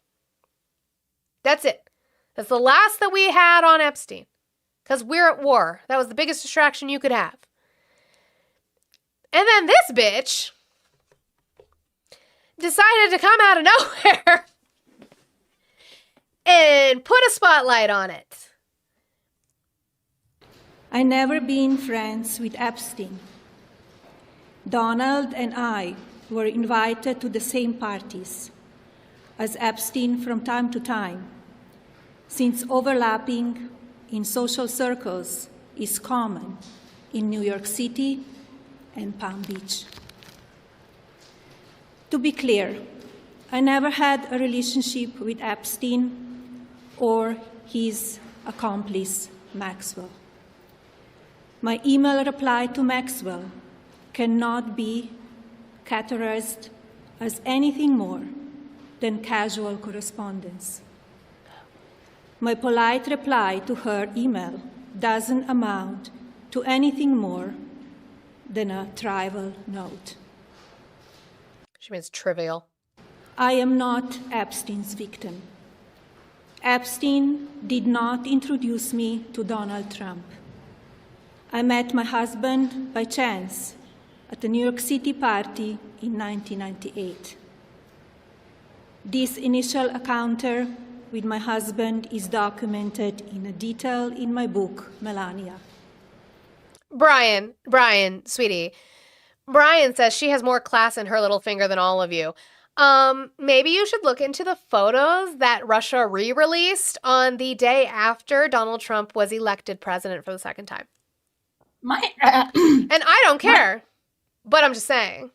My ass isn't plastered all over fucking propaganda media because my husband is some white nationalist fucking Nazi that talks every fucking day. Bye, sandwich! Oh, speaking of. Are you tired of seeing Ruben, aka Sandwich, in the chat? Are you tired of seeing his completely idiotic takes? Or maybe you want to contribute to his degradation kink. But remember, we don't kink shame, but it's totally fair to kink ask why. Or maybe you just want him to shut the fuck up. Well, you can keep him muted for as little as $2 a day, $7 a week, or $25 a month. From now until whenever we fucking feel like. W. Eli for my sound clip. Bye, sandwich! Also, the reason why Melania's speech was, I said it earlier, is the reason it was so rough is because she couldn't find a Michelle Obama speech to plagiarize. Yeah. That was about Epstein. That's true. And now, to be clear, I am not shaming her for having naked photos. All I'm saying is, bitch, at least charge. Damn, that's what you get for being from Russia, because they can just hack your shit. A smart bitch charges. Okay? Okay. The first time I crossed paths with Epstein was in the year 2000 at an Slovenia, whatever. Putin got her shit. Putin got her shit, Peabody. Actually, real quick, while we're sitting here, thank you again, W's to Eli for that. Just so you know that you can mute Ruben for $2 a day, 7 days for a week, and $25 for a month of Ruben mutes. What that means is he has to come in here every day and get muted. It's really fun. And he comes in here every day. He doesn't go away. He doesn't know for how long he's muted for. So that's really, really fun. I have that. I keep it. I track it. I write it down. But I do have $36 left in my goal. Whether you want to contribute to a Ruben mute or you would like to just help me complete my goal for this Friday, I would appreciate it. The Cash App, Venmo, PayPal are all in my bio. Got to get my daily drift in. Apparently that's what they call it. And I appreciate it. Eli, I wish you could see it is a Reuben sandwich that I have for the picture on my button. For that, just so you know. So guys, help me complete that goal. I appreciate it. Keep tapping that screen. Keep doing all of the good things while we finish up today here with Melania. Event Donald and I attended together. At the time, I had never met Epstein and had no knowledge of his criminal undertakings. Numerous fake images and statements about Epstein and me have been circulating on social media for years now. Been circulating. Be cautious about what you believe.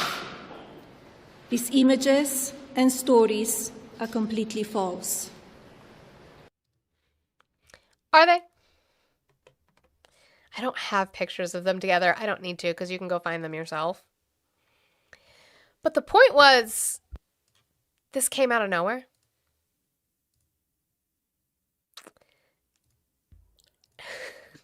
And I'm not holding it against her for like using the wrong words. Like No. English isn't her first language. I do that to shit on MAGA. It's not on her. I don't care about that. They care about that. But they never say anything when it comes to her. Like that's the difference. Like I don't give a fuck. She's saying words. I understood what she meant. Oh. Oh God, why? You would think it's an op. You would think Hoodie just jumped in the box. Hi babe, what's up? Oh shit. See, God said no.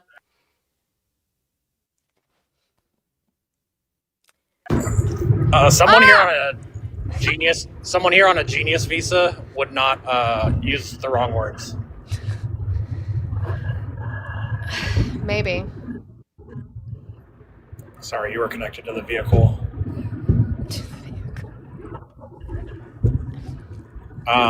You could also have people contribute to our ground beef fund. Since it's $10.99 a pound. It is expensive. All right. I was just correcting Blue Redder. He should shame her for using the wrong words. I will not. Said I refuse. So there's that.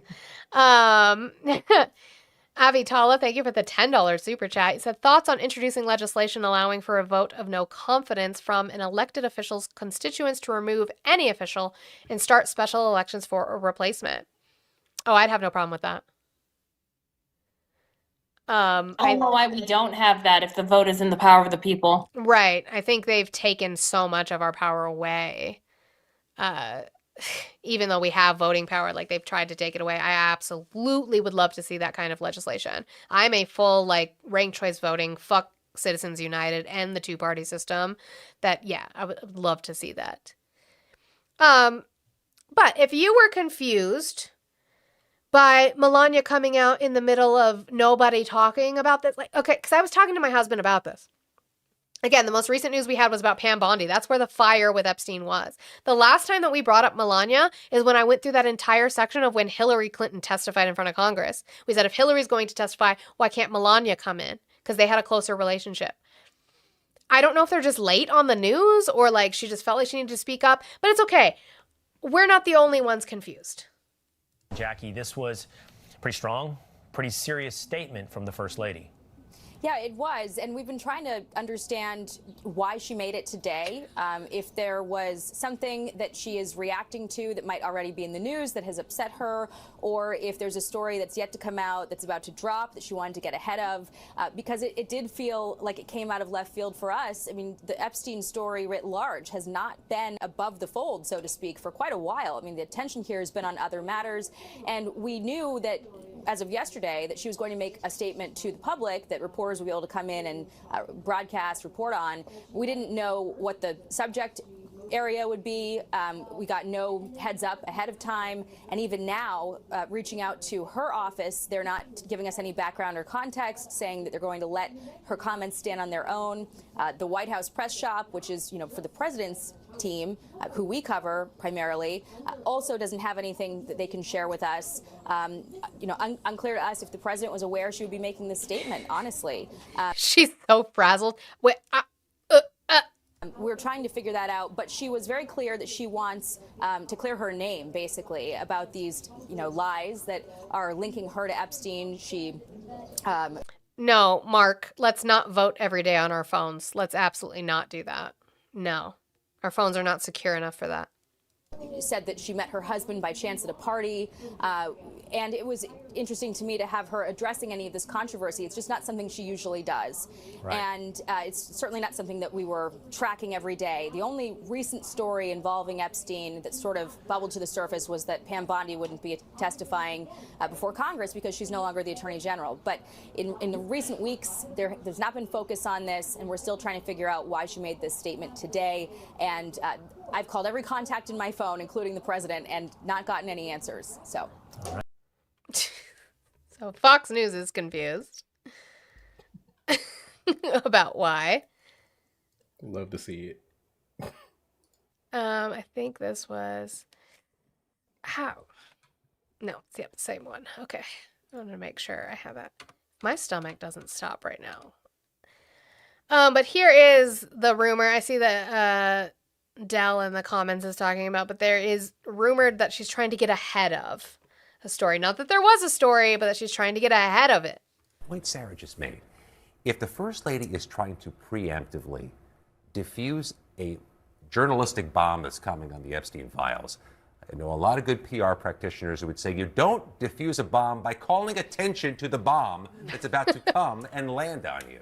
It's a good point Sarah just made. Because guess what? That leads to leaks. That leads to it coming quicker. Because everybody's like, why? I think she's like, not there. This guy is using the war as a distraction. Let's bring this back to Epstein. I want to insulate myself though while we're doing this, but let's bring it back to Epstein so he can get so that we can call more attention to it, so that he can be brought up and potentially put out of office, so that I can stop being first lady because I'm sick of this shit. I'm sick of this shit. The Rise and Fall of the House of York, entitled The Rise and Fall of the House of York. I thought it might be like the Michael Wolff shit too, even though he won't finally, he like won't do it. No Name, we're going to get to Marjorie Taylor Greene in just a minute, but first, just trivial notes. One trivial note that she wrote to Ghislaine. Dear G, this was in 2002. Dear G, how are you? Nice story about J.E. in New York Mag. You look great on the picture. I know you are very busy flying all over the world. How was Palm Beach? I cannot wait to go down. Give me a call when you are back in New York. Have a great time. Love, Melania. If that's somebody that I didn't associate with, I wouldn't have them call me when they're in New York. Because I damn sure know that if I was traveling to New York, Lynatti would be like, bitch, you better reach out. She wouldn't if she didn't want to see me, which would be very, very, very sad, but she would never do that. That's somebody you associate with. Yeah, never met her. That's bullshit. Let's look it up. But I got a drop for a meeting. I posted a video this morning in your general that I think is a great breakdown of what's happening in Iran right now. Ooh. Love that. And did you want me to? I can make the BLM bake sale channel if you want. Yeah, I was probably just gonna put it in just for funsies, but we can do Yeah. that. Okay. Okay, because I'll forget again. All right. Later. Bye. Have a good meeting, Blue. Yeah, L meetings. I know, Chicky. L meetings. Let's see.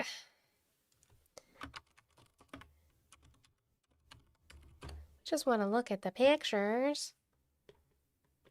We just want to look at the pictures. Oh, huh.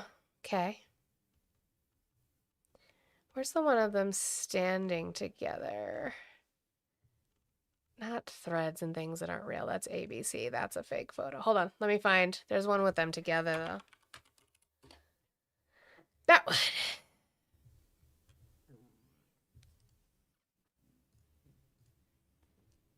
Never met her. Interesting.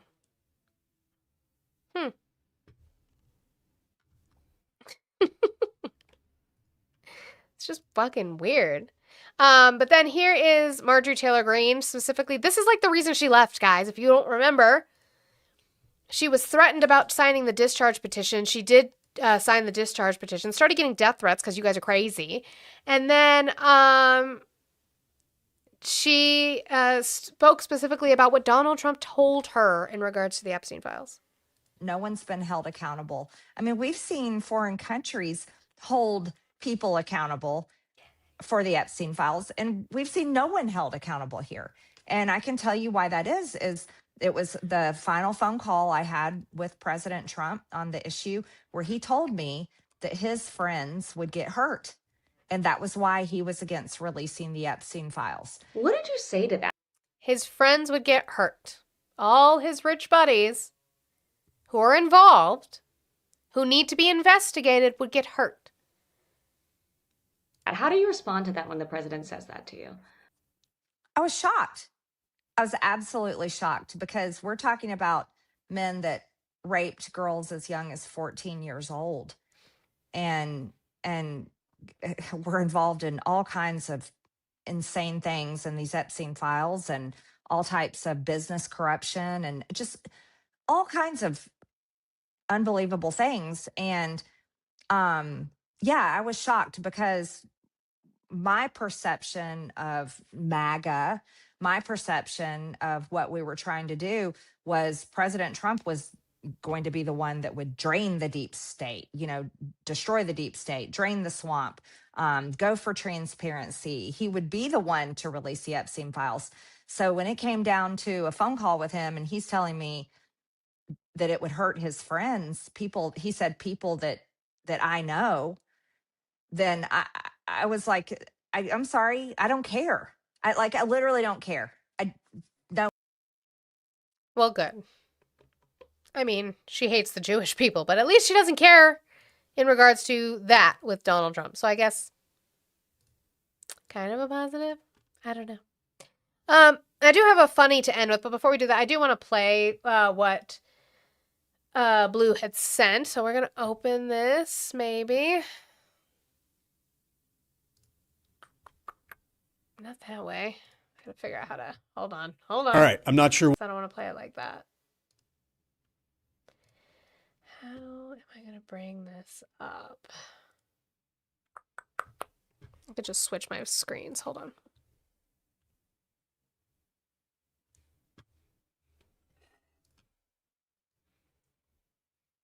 Hold on.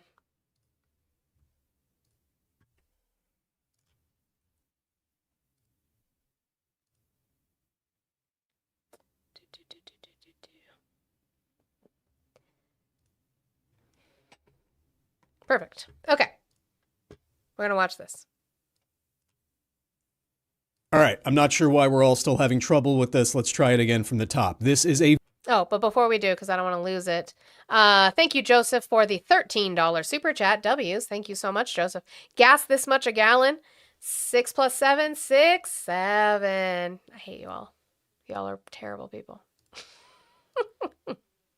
victory for the U.S. because our goal from day one was for Iran to open the strait that didn't close till after we attacked, which was completely controlled by their military we had total dominance over. And it was a waterway that we could have taken over, but instead asked for help that we didn't need, but we'll remember that our allies did not give us, all because of the negotiating power of a FIFA Peace Prize recipient's threat to annihilate a civilization in order to liberate them from a regime that changed, which was not our goal, but we will take credit for, from an old man who hates us to his younger son who hates us for those reasons and that we killed his father. And while it is not clear the status of Iran's nuclear capabilities that we obliterated last year, but we're going to be a problem in 2 weeks, one thing is for sure. They now have more money and control of the strait than they had when they made the old deal that we ended because it was terrible. Now, I think that is enough about authoritarian propagandistic regimes. Does anybody have any questions about the Trump Library golden statue?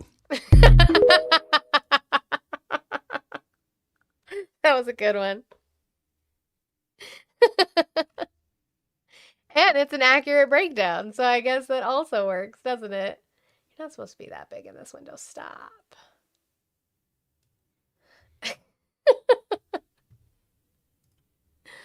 Let me fix this. Okay. So, to end on funny, it's this is real. What's funny is I got sent this. Thank you, Thick. I got sent this shit. First thing I fucking saw in the morning when I woke up and checked Discord. First thing I saw. Now, to be clear, the headline's deceiving. It's not tied to the administration. Okay? I want to preface that so there's not misinformation. It is not tied to the administration. But Grindr is set to host its first White House Correspondents' Dinner party. Okay? Grindr is getting in on the White House Correspondents Association dinner action. The LGBTQ dating app will be joining the crowded party scene ahead of the annual WHCA dinner on April 25th. Grindr will host its inaugural, so first time, White House Correspondents' Dinner weekend party the night before the main event, a night that has been not so affectionately dubbed Nerd Prom over the years. An invitation to the FET an invitation to the FET in Washington's Georgetown neighborhood promises to bring together policymakers, journalists, and LGBTQ community leaders as we toast the First Amendment. Grindr represents a global community with real stakes in Washington. The issues being debated here, HIV funding, privacy and online safety, LGBTQ plus family rights, are daily life for our community. Joe Hack, Grindr's head of global government affairs, told ITK in a statement when asked about what inspired the company to join the lineup of events tied to the Correspondents' Dinner. Nobody does connections like Grindr, and WHCD weekend is the most iconic place in the country to make them. We figured it was time to host, Hack said. In an interview last year, Grindr CEO George Arison said the dating app aimed to be a place that is welcoming to everybody, regardless of political affiliation. No matter what their political views are, people who are gay should be welcome on Grindr, and we want them to have a really good experience. Arison said at the time, confirming reports that there was a significant spike in usage on the app in Milwaukee during the Republican National Convention in 2024. Don't forget that it crashed in Milwaukee during the RNC. It crashed during Charlie Kirk's memorial in Arizona. And supposedly it crashed during CPAC. After bucking tradition and shunning the Correspondents' Dinner throughout his first term in office, President Trump said in March that he planned to attend this year's gala at the Washington Hilton Hotel. Trump, in a Truth Social post, vowed to make the gathering, typically attended by thousands of journalists, along with lawmakers and celebrities, the greatest, hottest, and most spectacular dinner of any kind ever. Yeah, I mentioned the RNC. So, again, not tied to the administration, not sanctioned by the administration, but we do know that they have crashed it. Republicans be hiding things. I advise you not to. I'm not making fun of you. Don't hide. Come out. We're here. We love dinner. You can come and join us. Come out of the closet. We have really fun parties. the thing that like makes me so upset about the whole thing is these people are in a party, they're in this mindset that they can't be who they want to be, so they have to go to an anonymous app to try to hook up with someone because they can't live out their actual truth. So instead they stay in situations where they're unhappy, and when someone's unhappy that can tend to harm the family unit. Right. Like this is when we say like everyone's like the nuclear family, but when you are not happy in that situation, you are actually causing more harm to not only yourself, your partner, and also your children, where they will have to face consequences for the rest of their lives and go to therapy. Sorry, am I speaking from experience? Maybe. Maybe. This is how they'll cover up Crash and Grinder. I'm just saying. I'm just asking MAGA, just so you know. I just want you to know that you need to sit with that in your loins. Just sit with it. Christian Holmes' husband is a perfect example of what happens. Yeah. Yeah. 100%. He didn't feel safe that he could be who he wants to be, and unfortunately, he has to hide who he is. And we're the party that doesn't want that. We're people who don't want that to happen. Right. I would prefer that he could live his fucking life and get a better fucking boob and get a better set, babe. Like, I can direct you to some people. We can get you a better set. My God, Swarovski. I want you to be able to do that. My husband. Interesting. Are you going live? Probably not. Okay. So, that's the case. Let me get out of here. I think Peabody was mentioning. Yeah, oh, man. Matt's live. They're yelling at someone about Afghanistan. Oh, fun. Apparently, they said Afghanistan wasn't a war.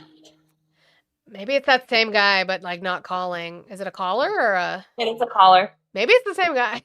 It could be. Okay, so guys, I appreciate you guys so much. What did we get over here? I can't see it like that. I gotta go over here. We hit 130,000 likes. W to you guys over here on TikTok. I appreciate you guys so much. So that is, we're definitely gonna do that. Is he live on YouTube? He is. Okay, cool. So I appreciate you guys. We had 36 left on my goal, so we didn't quite complete it for Friday, which sucks. I wish we could have completed the whole goal for Friday, but it's okay. I do appreciate your guys' support. So let me get my thank yous out before we end. Do you want me to jump over the tube to see how the raid happens? Yeah, sure. Okay. I'll let you know. Okay. Wee! So thank you to Lanati. And thank you to Ari 2 times. Thank you to Trademark. Thank you to Ashby. And thank you as well. Hold on. Get in there. Takes a minute. And thank you to Justin. Thank you so much for getting us down to where we are today. I appreciate your support so much. Thank you guys for the support over here on TikTok with the gifting and the tapping and all of the fun things.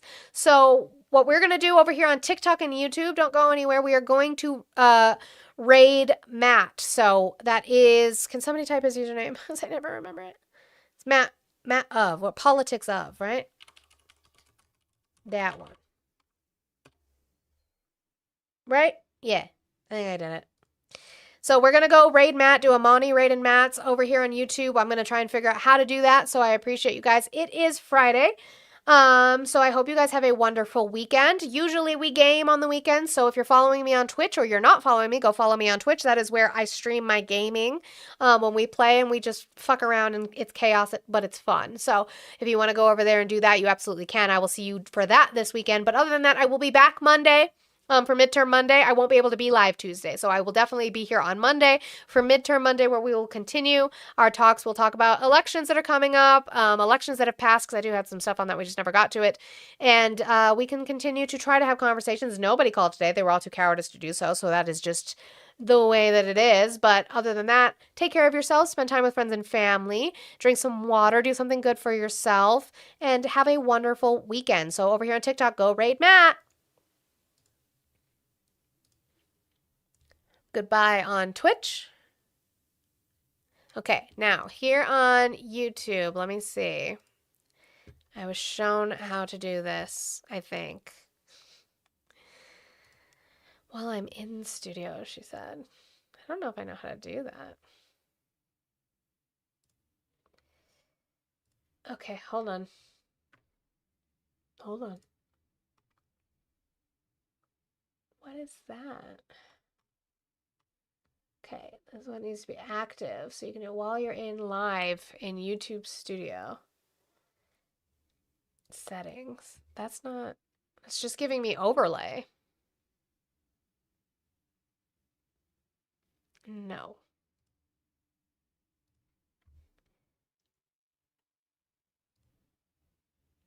No. I don't know how to do it. Stream settings. No.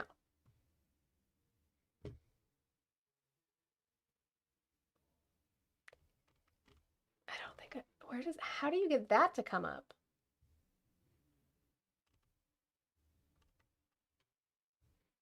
Don't know how to do it. I don't think it pops up for me. I don't think my settings pop up like that.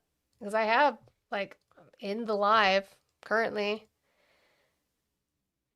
It's fine. We're just going to say fuck it. You guys go find Politics of Matt over on YouTube. Just